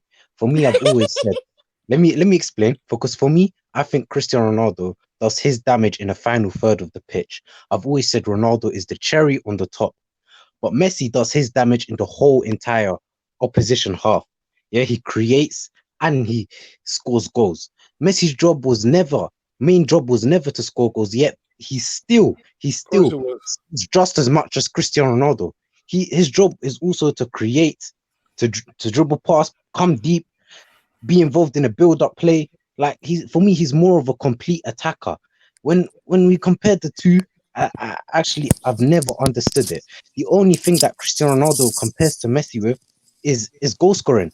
With Messi, in every single attribute, dribbling, goal scoring, creativity, you can say he's one of the greatest of all time, one of the greatest dribblers of all time, one of the greatest playmakers of all time, one of the greatest finishers of all time. With Ronaldo, you can only argue that he's one of the greatest goal scorers of all time. You can't really say he's the greatest dribbler of all time. you have no case for that. You can't say he's the greatest creator of all time. So that's my point of view. I've never understood it. So wait, let me just hear this. Can I interject? It is machine. It don't I matter know though, machine will because come at the to end you. of the Machine day, will I'd come rather to you. Will score come to goals you. than doing a Wait. 1,000 dribble. Just So like for I was Gatlock, watching this wait, Barcelona game the other day. easy. Yeah, So doing so 900 Gatlock says, passes, only score one goal. wait, Who cares about that? wait, chill. Let me just hear the super chat. So Gatlock says, hey, Stodge, why did he have to mention Nigeria? Stodge, you didn't have to. That's You why I really say didn't. I apologize. I apologize. Thank you. You didn't have to. Thank you for your apology. that's why I say Messi's the better footballer, but Wait. greater wise, I think Fix on. Cristiano Let me go Ronaldo to is machine. greater than Chill. Messi. Let me go to machine. Machine. Okay, machine. I know what you're gonna say, but say it in a different way that will maybe surprise me. Be creative in your response. Go for it. What, between Ronaldo and Messi? It's not even a debate, man. It's Ronaldo. I said And didn't Messi retire from the Argentina team too in 2016 and Yeah, but it's quit? not only that. You're also like forgetting the fact that he spearheaded the greatest flop job in the history of the Champions League. Yeah, that was really bad, against man. Liverpool. See, the thing I've And noticed he's so about overrated. He's so obscenely overrated that he managed to what I palm the noticed Ballon d'Or with that year. what After I've noticed with Messi, after I think flopping, after spearheading the greatest flop job in the history of the Champions, even the Barcelona, even the Catalan press were saying the most ridiculous occasion of all time, the most ridiculous night of all time. The Catalan press, bro, who were basically cult makers for Messi and Barcelona. And then he flopped it up at the Copa America, churning in probably the worst. that was very bad, man. The worst that was tournament bad. in living memory. Well, we could talk about the World Cup And too he against wins the Iceland. Ballon d'Or, and nobody bats an eye. Everybody's like, "Oh, whatever, it's deserved." You could say the same thing about the World Cup after missing that crucial penalty against Iceland. They should have beat Iceland. It's Argentina. I know. Yeah, but I know that's Iceland that's had a a game minor plan, detail in but a long history of flopping like that it's Messi has had. Argentina If you though. look at Like you guys have look at the 2 World Cup. You guys should be able to beat decade. Iceland, man. Look at the last decade of Messi highlights. What do you have? You have Barcelona that goal. highlights. You have that goal against Real Madrid in the semifinals of the Champions League without Pepe, where Pepe was unjustly sent off. That Messi heads can't stop fapping about. You have that goal in 2015 with Boateng landing on his ass with a Bayern minus Robin, Ribéry, and a bunch of crucial players that so basically like a B-side Bayern. You have a couple of nutmegs against Manchester City in 2016, Champions League. When was the last time Barca? That's it. And then the rest, it's crickets. It's crickets. And you But look at hey, Ronaldo, I and must you say have this though. If Okay, Messi can't win a Champions League right now, wait. Let me man, hear this that super means chat. we Easy. actually Guys, need chill. Xavi and Iniesta to win a Champions League. Wait, chill. Let me hear the super all chat. spent $1.99 to say this. Wait. Let me hear the super chats. So Sean says I slapped Machine on this topic already. No, you didn't. For me, there wasn't really a winner there, and in the whole debate thing, there are no winners really in that debate. It's just merely a debate. It's just merely a debate of people presenting their points. From my point of view, there wasn't a winner because most people are like Messi. They'll maybe go through with Messi, but from what I look. I think the fact we have is Messi. Wait, what'd you say? I believe is the better player, but for greater, who has done greater You're things? breaking up a little bit. Cristiano, because he's played and done things in more and different teams. But what defeats Messi is what Cristiano has done for Portugal. I'm sorry, you can't just give me, hey, Barcelona. Well, what have you done for Argentina? What have you done? He's won. Great moments you have where you've Olympics out of difficult apart from the World Cup qualification. HH, he did one of the biggest crimes in sports. He quit. He's won Olympics. Do not forget that. You always get told one of the biggest crimes in sports is to quit. He did one of the biggest sins in sports. He quit on Argentina. This man retired when he was like 29. That is embarrassing. Storage, you didn't have to go there, man. Storage. I was hoping we didn't have to bring that up, man. Is H talking? I can't hear him. H, you make a good point. That's why I say that. Like, I agree with you and say, hey, Messi's the club GOAT, because one thing that I do criticize Messi on is his the character that Cristiano Ronaldo has. I don't think that Messi has that. We could see it with Argentina. A lot of finals he's flopped in. That's why I only say he's the. But how can you even say? How can you even say? Sorry, I hate to interrupt. Easy. I think, look, Storage reminded me of something I completely forgot, which ends this debate. The fact that Messi quit on his team, he retired, is unforgivable. That ends the debate. Sorry. That ends the debate. You cannot be great and be a quitter. You can't be. Sorry, you can't be. You can't be. So, Sean, there is nothing you can say, because I forgot that. There is nothing you can say to defend the fact that this dude quit on his country because he failed, or they failed and he quit. And then to beg him to come. That's unforgivable. And Argentina had better players than Portugal in that time, so still have better players. Can I just say something? One of the things that Sean said in the debate with me, because he came prepped, but he came prepped with a lot of facts, and a lot of facts were not actual facts. And one of the things he said was that Argentina had not won the Copa America since the last 20 years or however long it was. They actually won it in 2006, or no, sorry, not 2006, but 2004. Fairly recently, in the modern era. And then Messi comes along and crickets once again. And I'll tell you something: the Copa America was a tournament that is basically divided by three teams: Uruguay, Brazil primarily, and then Argentina, and then Uruguay. One between those three countries, and then all of a sudden, the Messi era, the era of the supposed GOAT, right? Messi shows up. Real quick. I just want easy. Just say something real quick. Okay. This is not a Messi roasting thing. No, it's not. No. So let me just be clear. I am not here to be like, okay, man, let's just get a Messi. I've made my statistic. I've made my stand. That was just answering a question. But my stand is this, and I will always be with this: Messi is the better player in terms of goal scoring, dribbling, creating, passing. There's no debate. So I've always said it's stupid comparing them skill, because what's Messi's skill set for the best part of 15 years has been superior to Cristiano. People say, oh, look at Cristiano at Man United. No. Let's take their whole careers. For Messi's entire career, he has given you passing, creativity, dribbling, and goal scoring. Cristiano has now moved to a goal scorer, so you can't say a pure goal scorer is a better player. Can anybody hear me? Like almost everything. So the better player. I can't hear H. Though. I don't know why. Who denies this Messi's ability as a player, you're just hating. You're merely hating. But in terms of greatness, I'm sorry, I've got it, because greatness, the thing of greatness is your mentality, your winning mentality, the intangibles. Hence why I always say that I will always choose Messi in my team over Cristiano, because Messi can give me more. In a final where the pressure is up, what about 2009 when they both came against each other in the Champions League? In a major final with everything on the line.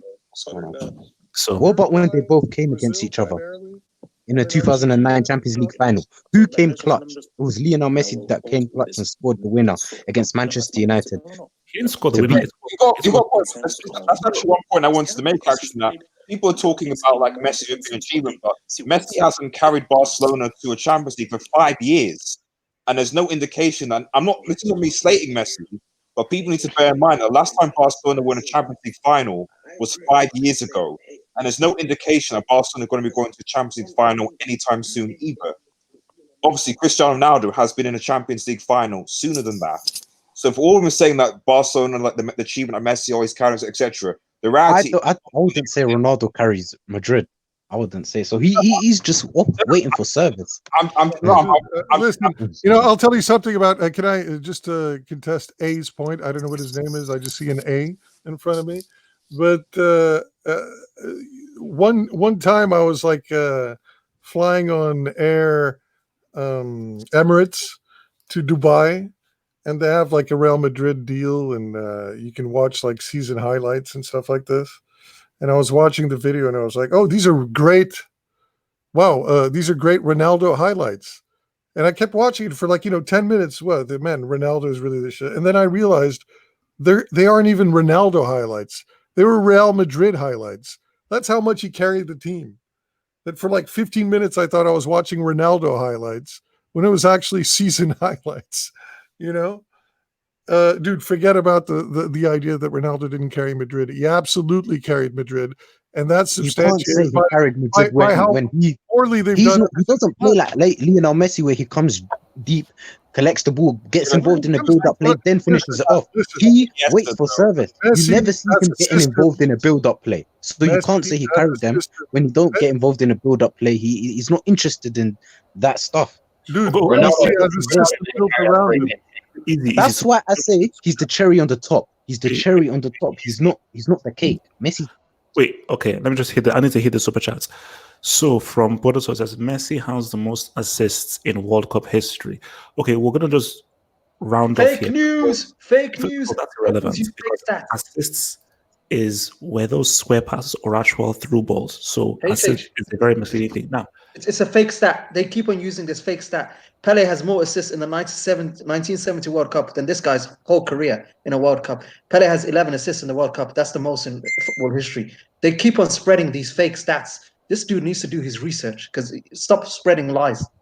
I think this is the last thing that we can head out of here. Like, let's please stop using assists, please, because this is what I keep saying to people.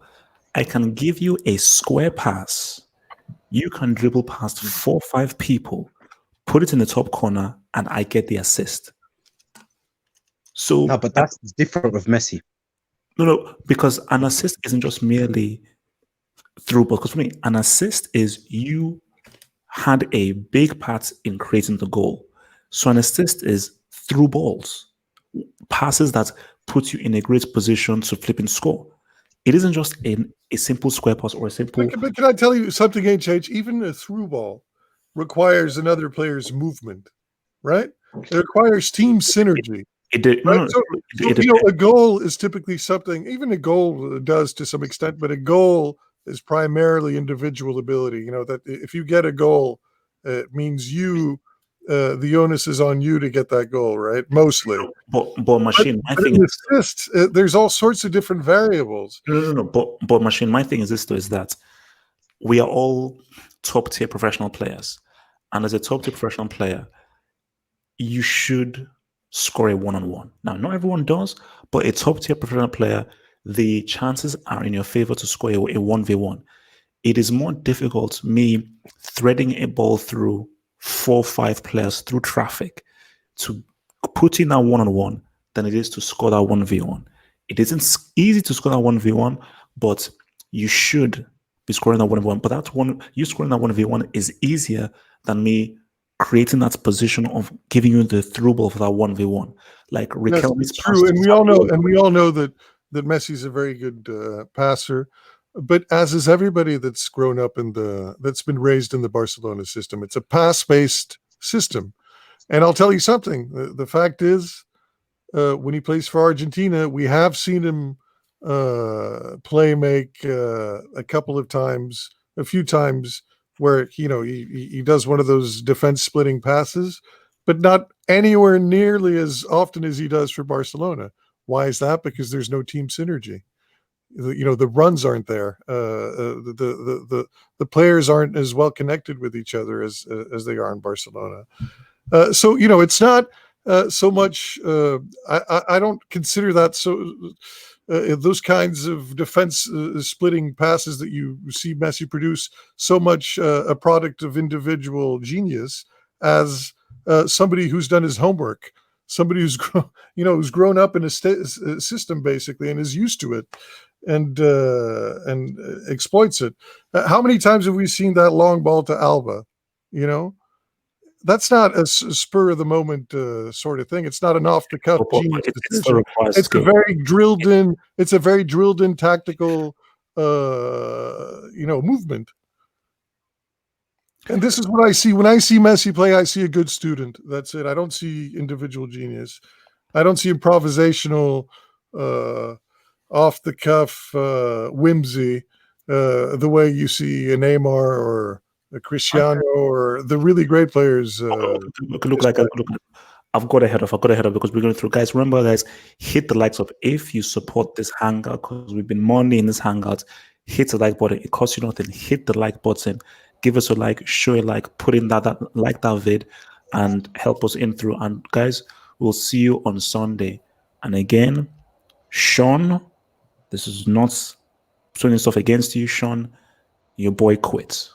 Your boy quits, and I'm gonna have to get some explanation for that. Peace out, stay true. I'll see you guys on Sunday. Peace. Take care, buddy. Peace, man. Thank you. Guys, take care. Messi's the GOAT.